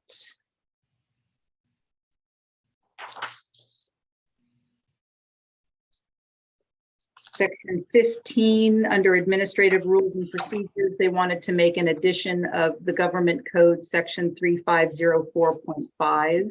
What page? Oh, sorry. Page 267. And 268. Isn't it? Thank you, directors. So again, that's section 15. And we felt it was redundant to add something that was already stated in the government code. So we did not agree with that request for an addition. So addition for what? So there's the government code, the state code, MMBA, and the section is 3504, 3504.5, which they requested to be added to the resolution. And we said we didn't think it was necessary to add language that was already stated in the government code because we're going to abide by the government code. It doesn't need to be restated in the resolution. Okay, so what I want to know is, do the employees, have they looked at this? Have they reviewed this? Do they agree with it? Yes. How do you know that? Because we met with the represented group and the shop stewards. And they are going to agree with, this is union busting. No, this is union recognizing. That's kind of the opposite. It's actually. But they can. Of union busting. So from what I know and what I remember, when you start breaking off the union like that, Breaking off the union. Doug, would you please stop? I'm sorry, but I'm trying to think this through so I understand it clearly. I guess it sounds like then they can actually pull out of the union if they want to. A majority can request the ability to pull out, but Okay. it has to be a majority. They have to vote on it. Yeah. Okay. Then the GM would review it for, objectively. That's what they've added. That's fine. I mean, if the union members want to pull out, don't you think they should have the right to pull out and maybe switch unions? You know, this is really intense stuff because the union went through this with nurses, and this was a huge political endeavor where I'm just sort of shocked to hear that they have the option to, we didn't have that option. So that's why I'm confused. I don't know what to say. I mean, if your union rep, right? The business agent, No, the union rep. the shop stewards. Shop steward is not actually the union rep. The shop steward is one of your employees that, you know, they go to back and forth. The So we rep- call that the business agent. The union rep is Okay. what we call the business agent. Oh, Lord, I don't know what to say. I'm just kind of shocked to see this. Pam, when I first heard about this too, I had the same concern. But look at it this way. Everybody at the hospital is not represented by the nurses union. Right? Yeah, and the ones who aren't represented are treated shitty. They don't get their breaks. They No, don't. but not nurses. I mean, physicians, Right, administrative staff, don't they have other? They lose their rights, a lot of rights, but that's true. Okay, well then maybe it's a bad analogy because the nurses union is so powerful. Anyway, I had the same concern, but the policy behind this Mhm. is that people be able to choose who they're represented by such that their interests are well represented. And so they have to be in a unit, what's it called? They have to be in a unit, meaning they have a similar job and category as defined under law. And this is all defined under law. And Patrick recommended that we do it the last time we were in labor negotiations. He was surprised we didn't have this on the books. So I hear your concern, but I think that, you know, the law contemplates that this allows employees to be represented by a union in a unit that can effectively represent them such that varying levels of professionalism don't get lumped together. Anyway, I just wanted to validate your concern because I had it as well. I appreciate that. It's very, very helpful to some degree. Because I don't feel like I have this really pulled together tightly, and I think I'll just abstain. And that way, because if I don't feel 100% about it, I'm just concerned that I'm just still concerned. But thank you for all that, and I appreciate you answering the questions, Felicia. And thank you for that clarification, Marin. I'm just going to abstain. Yep. Anybody else? Steve, remind me, didn't we have a conversation where one of the issues that we were trying to solve is sometimes we have supervisors in the same union as the staff, and that then it becomes difficult for them to do disciplinary actions. And so that maybe the supervisors would move to a separate union. I could be wrong about that, but that was one of the issues that maybe this would be solving. I'm seeing a blank face. It speaks to more generically, you know, just that as board member Scylla mentioned, you know, on board packet page 265, section 9, this is an objective statement of, you know, employees have a right to be represented, and the right to choose who represents them, you know, and that this, you know, our district affirmatively recognizes their ability to organize. And then these are general principles in section 9, policy and standards for determination of appropriate units. And so some of the criteria that are offered in this general guidance are similarity of general kinds of work performed, types of qualifications required, and the general working conditions. That's A, you know, and so these are objective criteria. So when you look at job descriptions that are in positions in our district, you apply these criteria, and the employees themselves apply these criteria, you know. So it can deal with those, if there's similar work or if there's differences in the qualifications, which you allude to with, having supervisors versus those who report to them. So this type of document is very common in cities and special districts throughout California. And, it's part of our orderly administration, and is a good prerequisite to the next wave of negotiations, the MOU, which expires in around June 30th, 2024. That's about a year and a half from now.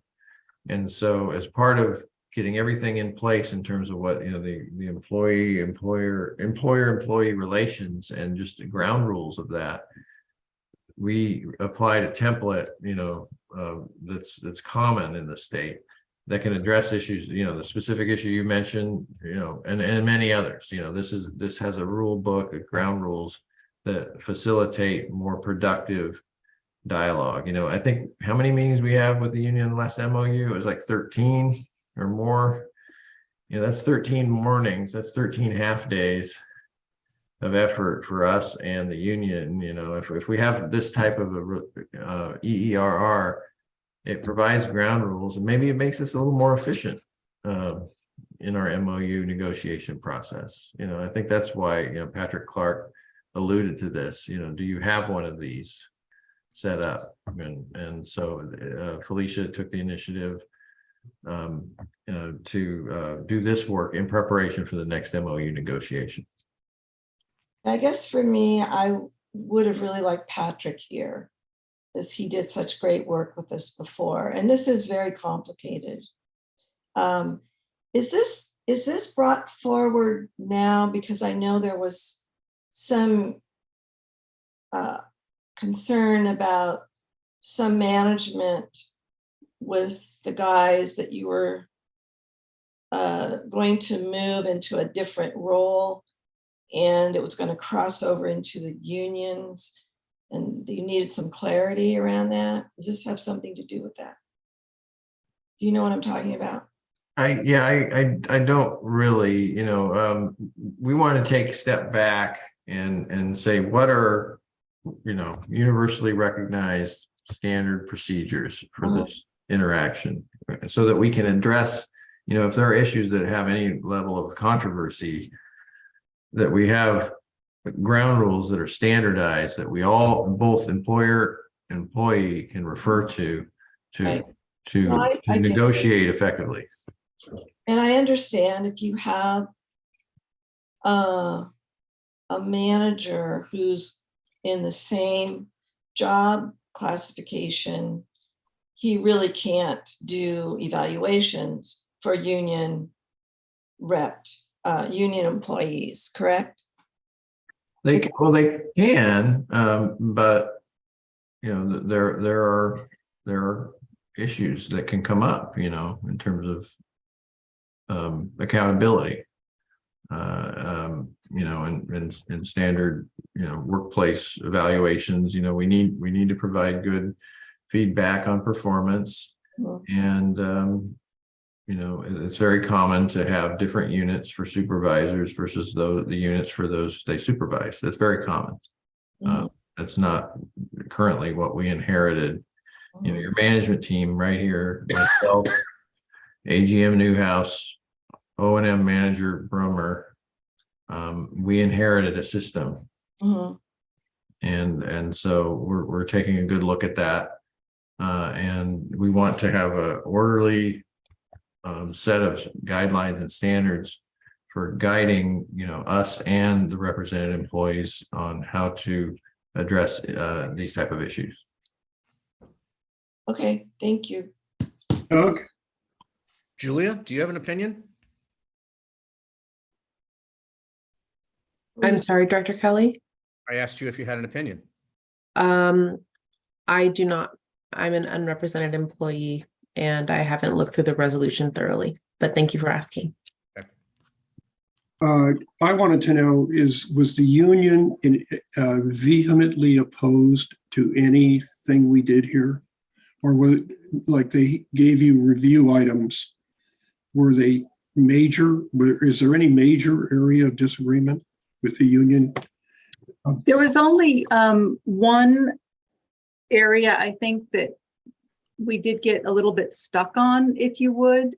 And it was actually, interestingly enough, we're talking about, this document is really about written administrative procedures, what to do in the case of any particular circumstance, what's management's responsibility, what's the union's responsibility, how to communicate, and navigate those areas that come up that aren't specifically related to employment rights, terms and conditions of employment, but that need to be considered fairly and consistently and transparently, which is why we put written procedures in place. So this is kind of a long way around of telling you that the resolution in and of itself is an administrative procedure type of document.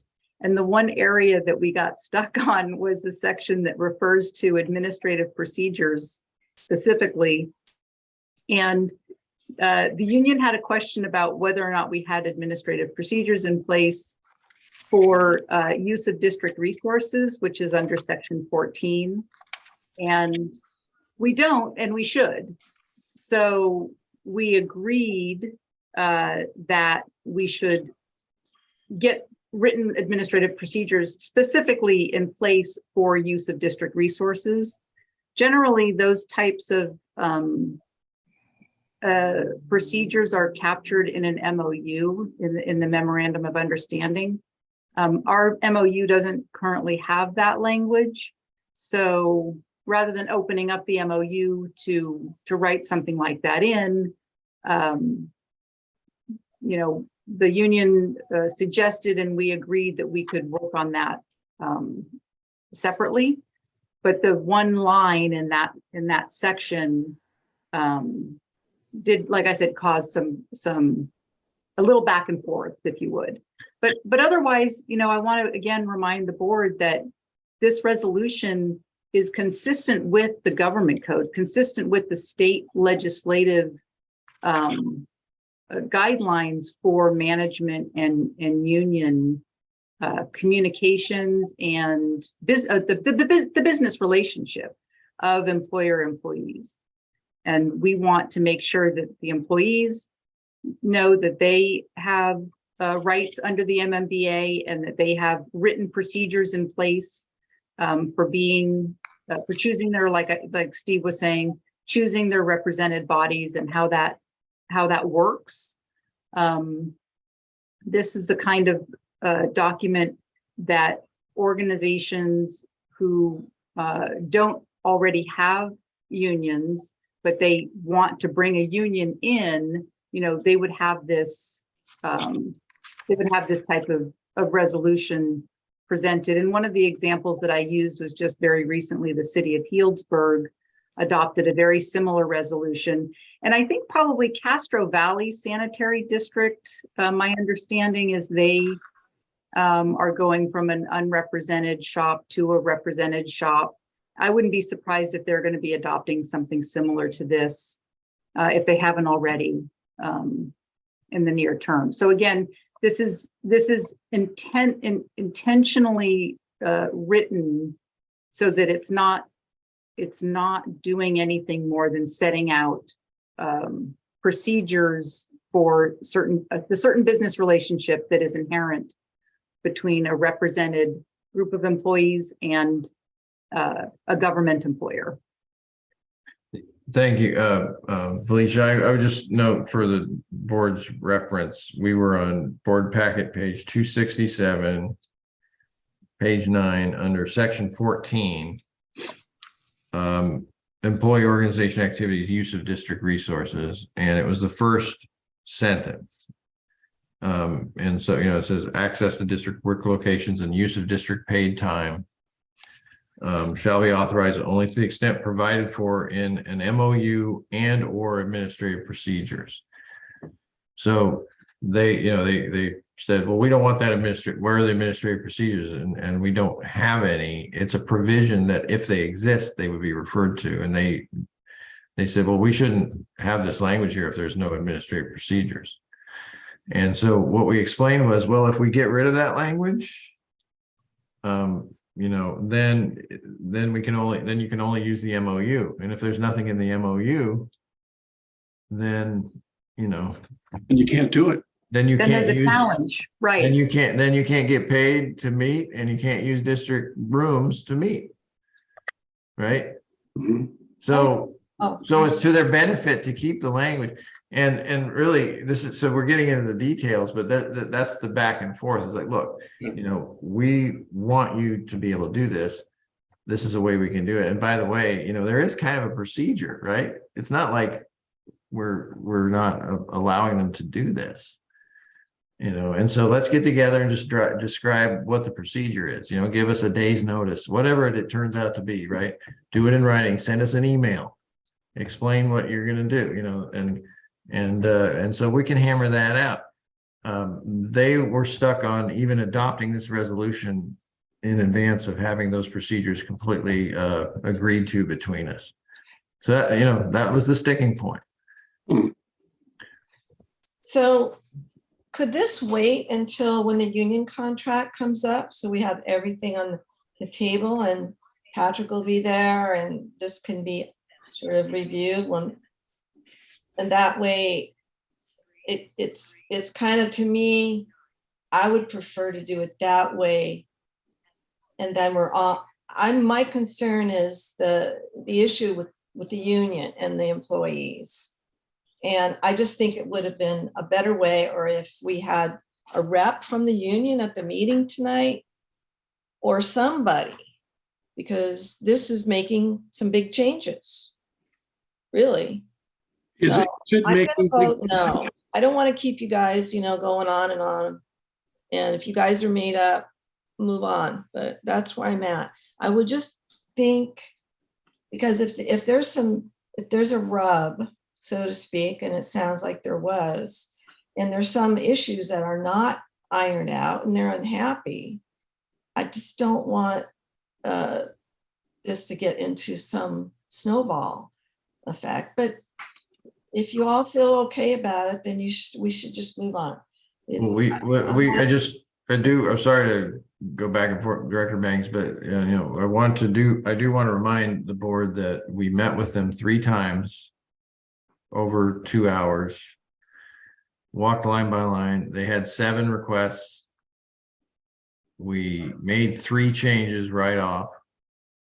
And then, there's another one, so there were only 3 remaining small language issues. And like I said, I just gave you a very detailed account of what the most major issue they had, which was those words, which, as I explained to the board, there was an unintended consequence of them removing that language out of their mistrust that some kind of procedure might be adopted without their okay.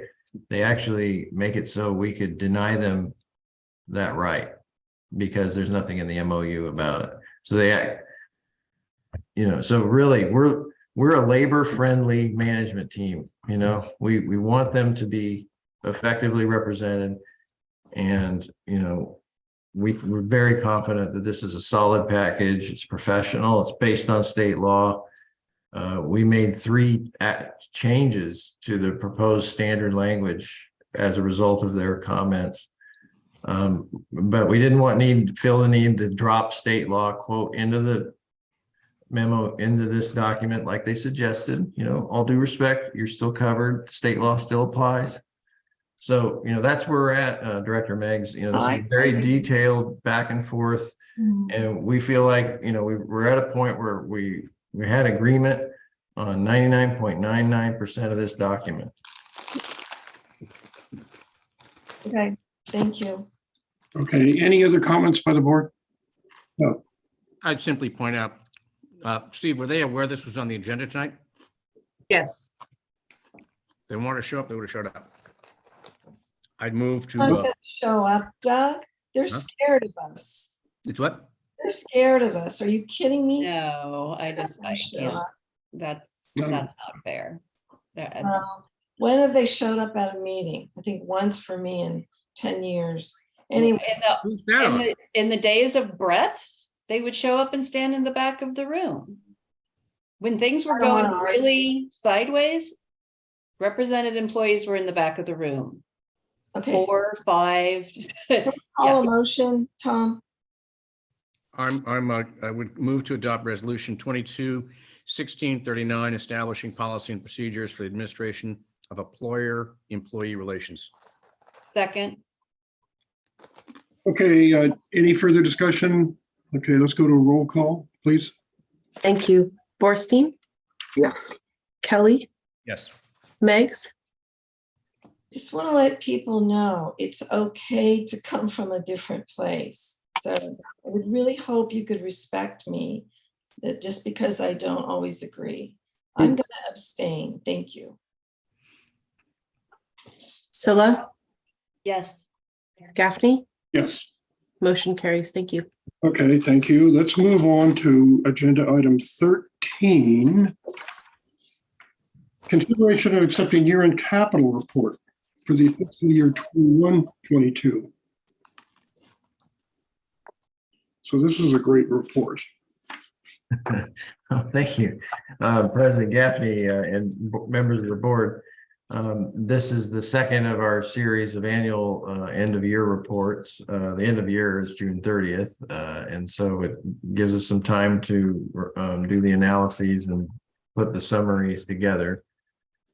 This year-end capital program report was a challenge for us to put together because we're really at the end of the IAMP from 2013 and really coming to the close of the cease and desist order requirements and are transitioning into this new reality of the adopted 2021 IAMP and what the capital program looks like going forward.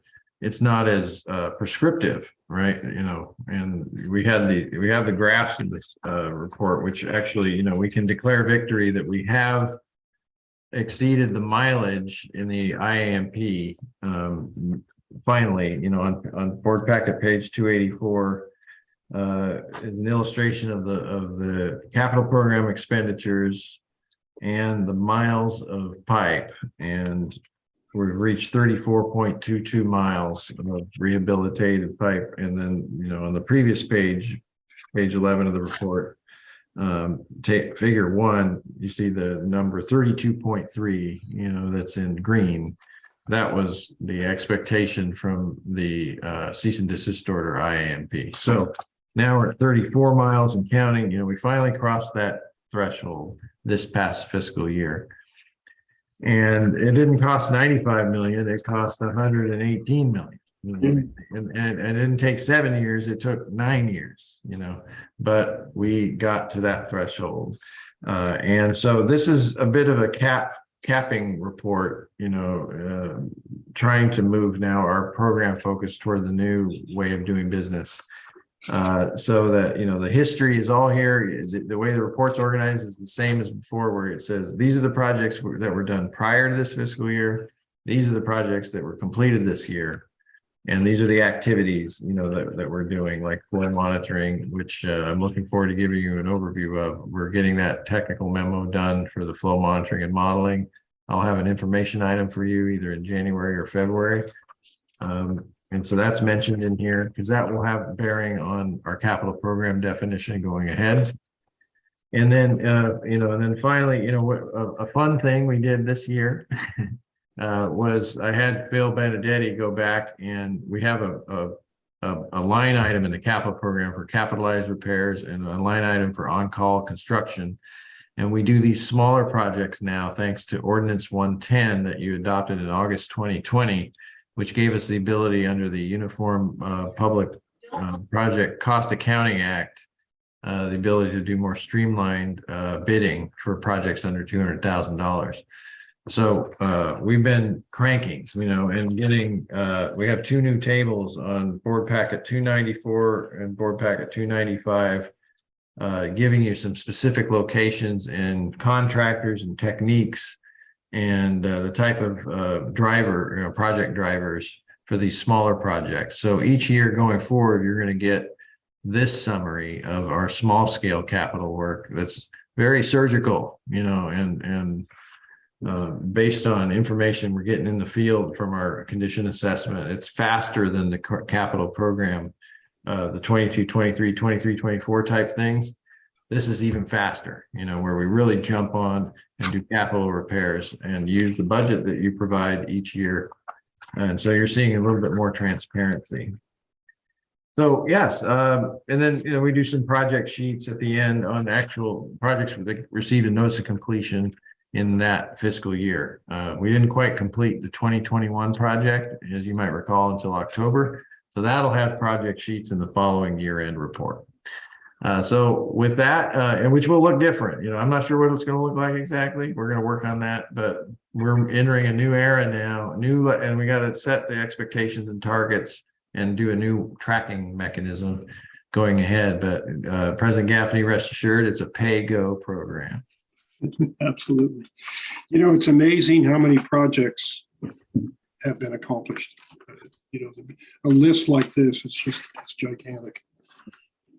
And we think, I knew we had spent, well over 100 million because we had 100+ million of bonds, but we put in a lot of pay-as-you-go as well. So any comments by board members, or I think it's amazing. Do we send this to the regional board? Yes, this one I think is ready for prime time. Yeah, so we'll do an annual report that we're required to give them in February 1st. And so we'll have attachments, and we'll include this as well as the year-end metrics report. Okay, excellent. Doug? Just minor. On page 19 of 33, or board packet 291, the previous page is landscape. This one's got a lot of data. I would have liked to have seen it landscape as well. I think it'd be a little easier on my personal eyes. Yeah, so noted. We can make that change. Great report. Yeah. Yeah, you're able to see here, some of this particular page gives you the soft costs, right? The design and the ESDC and the engineering during construction. CM is construction management, PM project management, ENV is environmental, so you're getting all of, all that CEQA work. We just did a CEQA addendum. Mm-hmm. This is where you find those numbers, and you can see quarter 1, there was a $2,000 bill that we paid, for integral for the Ross Creek sewer project, Oh, no, I'm sorry, the 2021 project. So you're getting kind of some quarterly breakdown of professional services in this table too. Yeah. Well, I remember approving a lot of these projects one at a time. And they continue to roll out it seems like every board meeting, we've got a big project to approve. Yeah, I've referred to it as the conveyor belt. We're not stopping. It's with all due respect, everybody who gets tired of construction, it's not going to ever stop. We are going to continue to do this work for our ratepayers and renew the system on a reasonable base, on a reasonable pace, and it's yielding benefits. We've talked about it. The percent of flow going to CMSA. This is secondhand info, but Jason Dow told, was it you and Paul? it was Michael. Jason Dow said last storm, right. The first time in the history that he could remember, the percentage of flows reversed, and San Rafael was greater than ours. Not by a lot, but I think the number was 49 and 51. But I think it points out what Doug has been saying for a long time, is hopefully this is showing that the work we're doing is lowering I&I. And there's some evidence now that exists. I know you're going to have a meeting with Jason tomorrow, so maybe you can get the exact quote from the horse's mouth, so to speak. Yeah, right. On dry weather, we're less, but when wet weather comes in, we always had higher than 50%. And this was a decent little storm. It was early in the season, but it was it was several days in a row. So for us to still be under 50% was a new Yeah. a new thing. I think we were up at 60 MGD at the plant. So that's not a October of last year's storm, but it's a good storm. Mhm. You know, and as a result, our percentage of costs are going down and SRSDs are going up. You know, so they're sharing a bigger percentage of the plant. So any other comments? I think it's a good read. What we do here is accept this report. Accepting. Yep.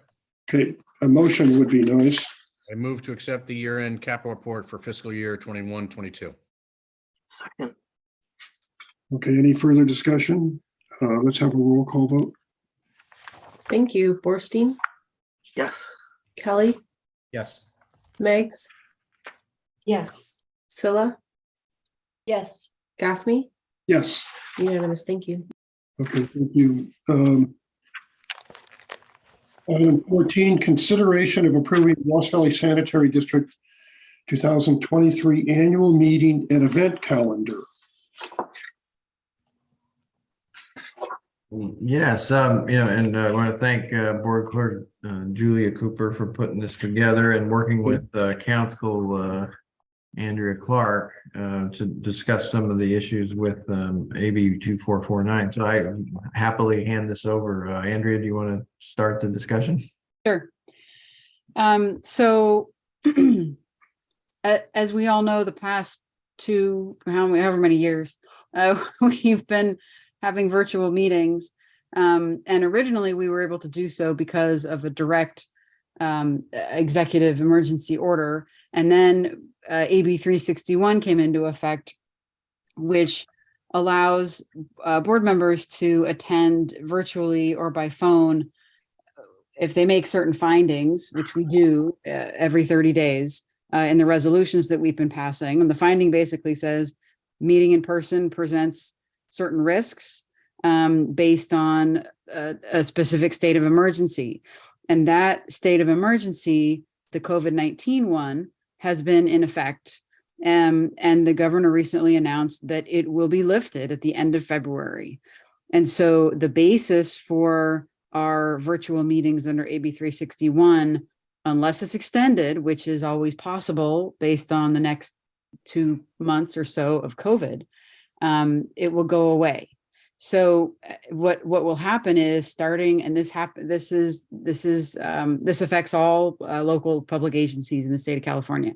So nobody is going to be able to continue to just do hybrid meetings unless they're following either the original pre-COVID-19 teleconference rules, which I think we have some familiarity with from time to time when one of you was out of the country or out of town. You had to post an agenda wherever you were. We had to put your address on the agenda. Wherever you were had to be made available to the public, even if it was your home. It's the kind of set of procedures that's a disincentive to carrying it out. So this past year, there were some efforts in the legislature to basically try to continue this ability for board members, as well as for the public, but it's primarily for board members, because as we'll talk about, we can make our meetings open to the public, regardless of any of these rules, through teleconference or video. So that's not what the main thrust of the Brown Act rules are. It's about your participation virtually. So once the state of emergency lifts at the end of February, you can either go back to those traditional rules, or there is a new law, AB 2449, that was passed that, as I said, originally was trying to allow agencies to really meaningfully continue to do this. And that's not really what it ended up doing. It is another path for virtual remote participation, but not by the whole board. At least a quorum of the board has to meet in person, physically. And then a board member that's teleconferencing has to publicly disclose either emergency circumstances or a just cause, which is pretty narrowly defined in the statute. So AB 2449, it's gotten some attention and there have been some articles about it, but in my view, it's not really an extension of what we're doing. It's another path, like the teleconference rules, that is probably a little bit more nitpicky and difficult from a compliance perspective.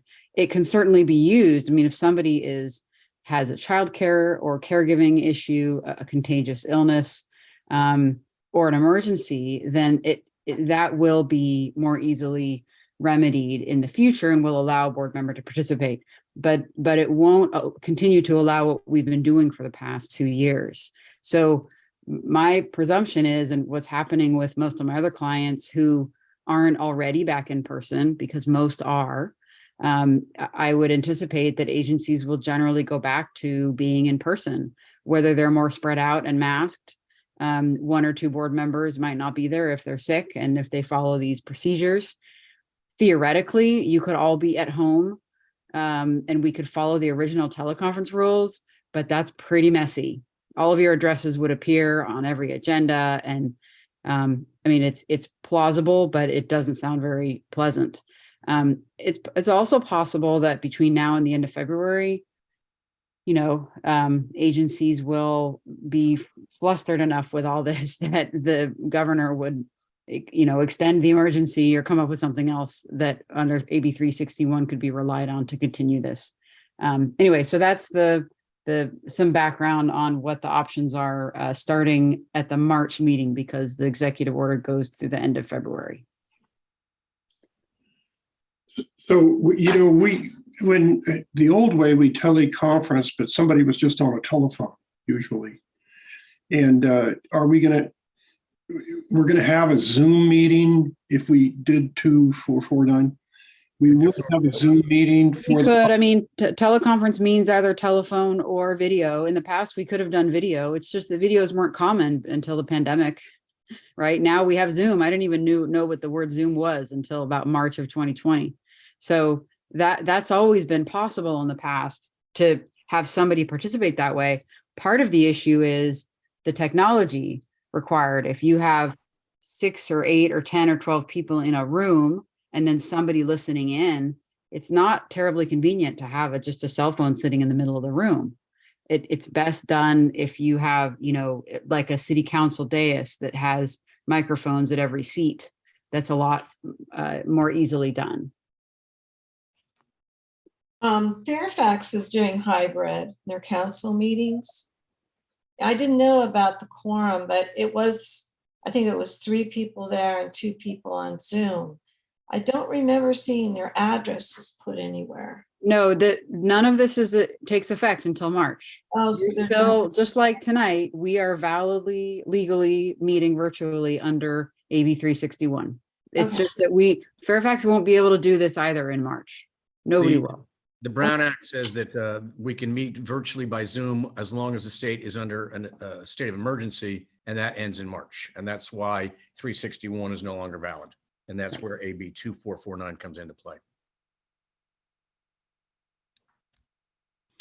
So if I can, Tom? Doug, yeah. I would like, we have, my other organization has a policy on this, and we've been speaking in front of the Marin Tamalpais Unified District Board. We have on our other board, autoimmune compromised individual who could never be part of our board if we didn't have Zoom meetings. There's single parents, especially for board meetings of schools, that can't go out at night where they've got kids at home. There's elderly who don't feel comfortable driving at night. So I'd ask this board to continue a hybrid meeting permanently. I agree, and I understand the law. It means that us board members must be in the boardroom, but we have a brand new boardroom being built. We have the technology for this. We have Corey Spray who called in on this. So if somebody's doesn't have a computer, they can just use the phone and call in just like they have tonight. Corey needed to do that. And so, I want our board to do this to serve the community the best way they can. Yeah, we're going to be meeting in person, fine. Unless we have a personal health issue or a parent or child that we're caring for. But I want us to give the public the option permanently, or at least at this board, a future board can make different changes, to continue to offer our ratepayers the opportunity, and even some of our vendors perhaps, the opportunity to Zoom in rather than come in and stand at night in a meeting in person. But you do want the board members to be in person at the meeting. We have to, according to AB 2449. We don't have an option. Okay, but in other words, what you're saying is you'd like to operate under 2449 when we can. No, we have to operate with 2449 permanently, but we can also offer a hybrid meeting with Zoom for our ratepayers. We have to be there, but the ratepayers could Zoom in. There's no law against that whatsoever. Okay. Nodding So yes. in other words, yeah, we would go under 2449, but we would, in addition, Yes. offer Zoom for the public. Well, my feeling is that I think a local large water district had board members that rarely attended in person, and you get bad government out of that. So I'm much in favor of actually going back to in-person meetings. And sure, I can follow that. I think the public can Zoom in. And something we probably save money with consultants if they can Zoom in. As a consultant, I know that if I had to go down to LA and I could have done it from home, they'd have paid less. Mm-hmm. Yeah.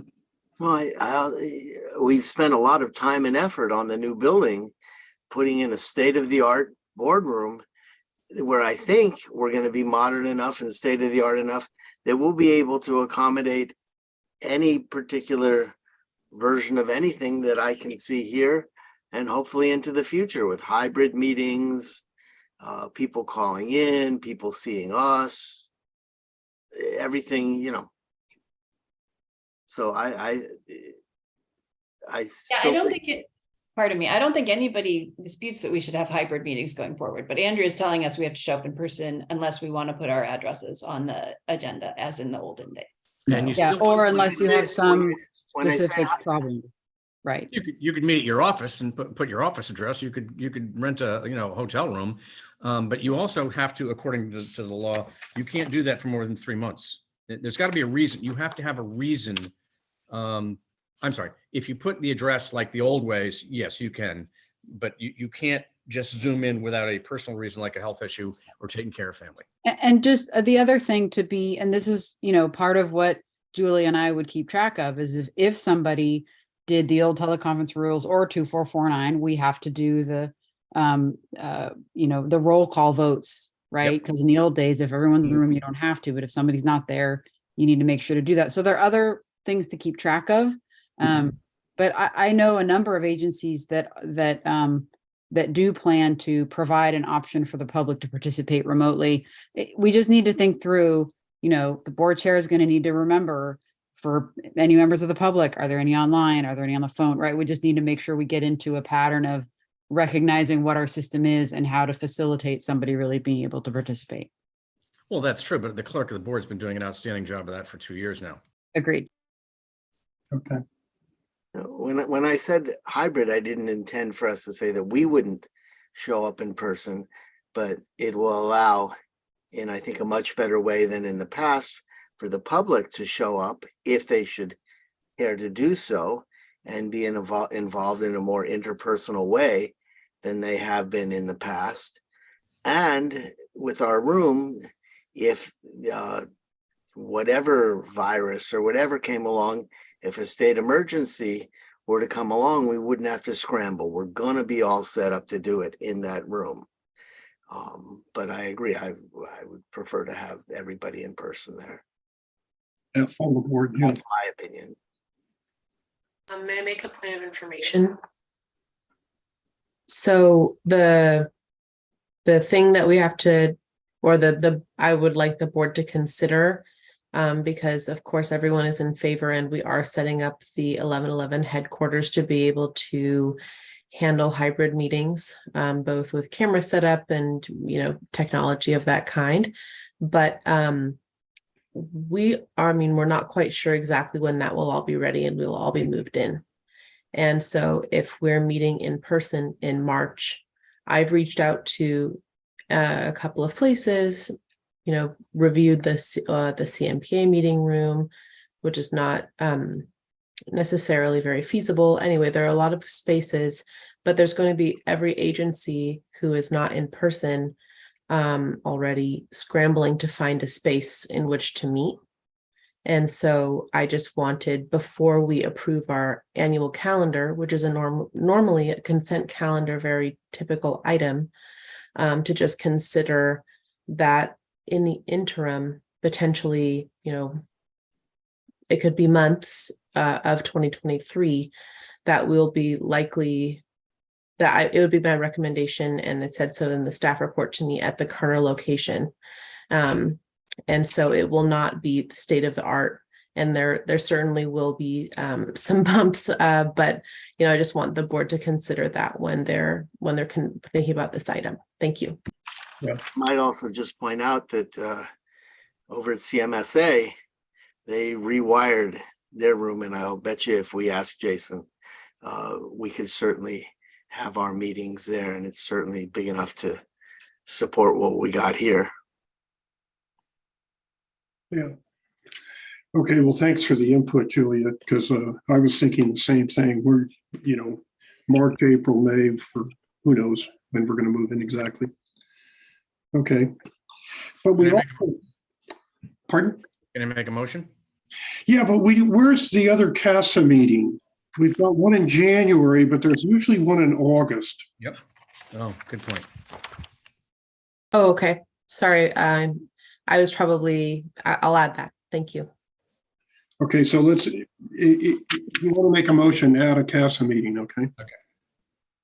Okay. So my motion is that we approve the Ross Valley Sanitary District 2023 annual meeting and event calendar, adding the August CASA meeting, and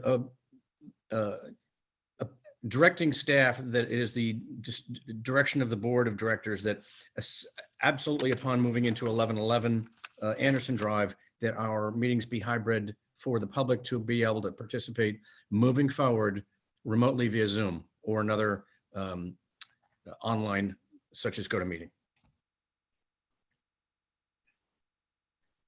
Second. Thank you. I have a point of order here, or a discussion item. If we approve CASA now, doesn't this cover the requirement for us to approve attendance at CASA for the year? Yeah, we still would have to approve we're just putting it on the calendar. That'll be expenditure. Why can't we just approve it right now? It's not on the agenda. Not on the agenda. It's a meeting event calendar. Yes, it is. Approving it, well, I don't know. Well, we are, but we're not approving the expenditure for attendance. Yeah, I think the calendaring is more of a, for our board meetings and just an FYI about the CASA. When we bring the expenditures, it's much more detailed and it's a good question, Tom, but I think it's best to bring them separately. And they usually come on consent, I think. Okay. Anyway, that's fine. All right, so we're at a roll call. Yeah, we have a motion. Did we get a second? Yes, Mary. Okay, Mary, thank you. Okay, let's have a roll call. Thank you. Borstein, Yes. Kelly, Yes. Meggs, Yes. Scylla, Yes. Gaffney, Yes. unanimous. Thank you. I'm very happy about that.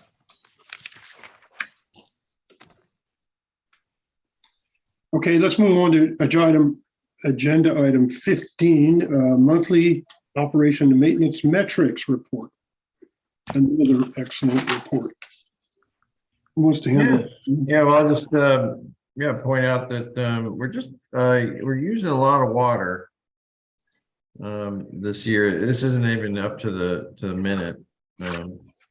We're still looking at October, but this is page 9 of the report. I'm having a hard time seeing the packet. I think it's 319. Yeah, board packet 319. Yeah. We're on pace to break a record on water use if you add the recycled and the potable. And I think this is a reflection, because I met with staff over this. It's just a reflection of a lot of productivity. We're getting a lot of lines cleaned, catching up, making up for lost time for the previous year, and really getting on top of and even a little bit ahead of schedule these days. We're not doing overtime anymore, but we're just We have 4 trucks, we have 4 ramjets, and so we're using 3 at sometimes. And but the overall, I still go back to the talking point. The overall water use by this critical, essential public health use is not significant, and from a water supply standpoint, it's still only 1 million gallons a year. That's enough for about 15 to 20 houses. So, but it's just interesting. We're cranking, we're recycling a lot of water. It's just we're using a lot of water to get the work done that we need to. And then I'll finally say, how many SSOs did we have in November? None. Okay, and so we've had, out of 5 months, we've had 3 no spill months. So I don't know, this water use and the line cleaning getting done, which is another metric we're tracking, is in the last 6 months, 5 to 6 months is tracking with this this lack of overflow. Spills. They're going to call them spills now. In the new order, we're not going to say SSOs anymore. We'll know what it means, but they're called spills.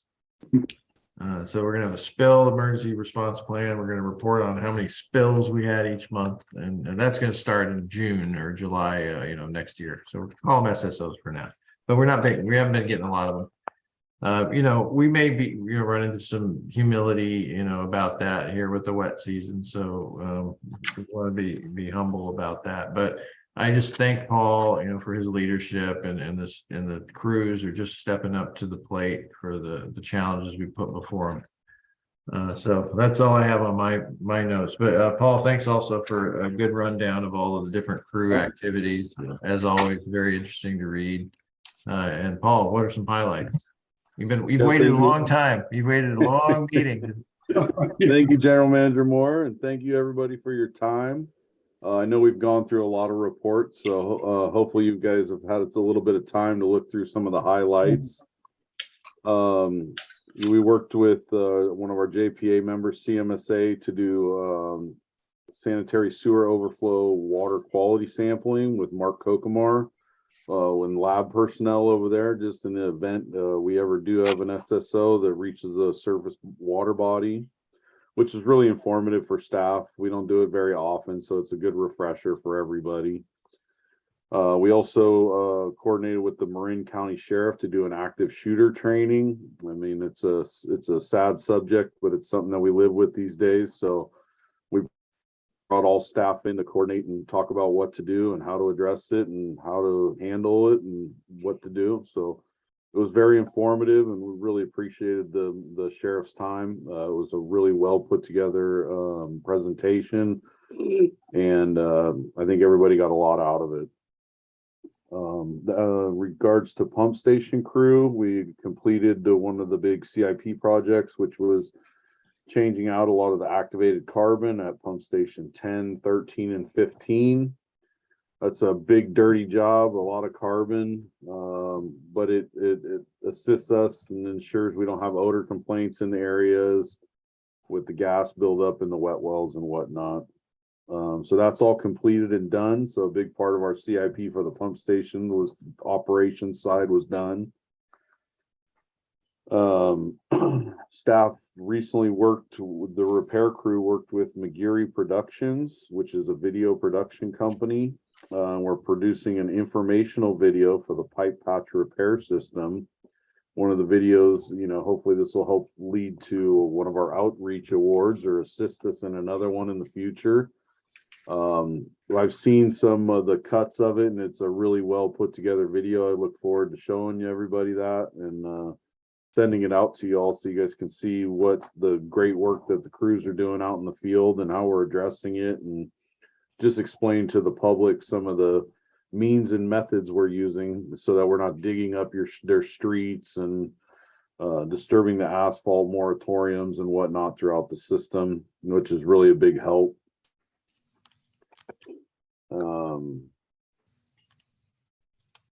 Condition assessment. We worked with the Union District, and they actually have they have an SSO overflow simulation lab. We worked on this a little while ago, but we finally got the final draft together. Union Sanitary District, we actually brought over some of our manhole lids and castings, and they put them in the ground with a flow simulator, and they range from 5 gallons a minute up to 200 gallons a minute. And we record the flows and what it looks like, take pictures, see it in a chart each in 5 minutes, so that if staff show up on an SSO or a spill, they can take a look at this chart and it'll show them exactly a comparison using our own manholes, a good estimation on what the flow is coming out of them. And that the condition assessment crew really took that on, and it came out really great. I'm not really looking forward to using it, but it's a great tool in our toolbox. And like Steve said, we've been really flushing a lot. Water use is up. Fog incidents are down. We haven't had any reports of heavy grease in the system to relay over to CMSA for inspection, which is a good news. And yeah, that's about all I have. Is there any questions or anything I can answer for anybody? Good work, although no spills. Why did they change the term to spill? Oh man, I think I asked Felicia that too, and I think it's just easier for the public to relate to. Yes, that's exactly what it is. The public doesn't know this. Anti-jargon, SSO, like why? Yeah. Why? And to give you an insider track, SSO has an acronym for another program in the water boards, the site specific objective. So it was always a tongue tire, like in the house. It's like SSO. Wait, we have SSOs. It's a water quality standard. What are you talking about? So anyway, but I think it's just for public understanding. At the Central Marin Finance Committee meeting, Eli from Sanitary 2 said that they've done 33% of their laterals. Do we have a running total of how many laterals we've replaced? I kind of estimated, I made an estimate, but who knows if it's right. I think that'd be kind of interesting. Like a running since the program began. We do. It's really, I can pull it up, but the metrics report does that.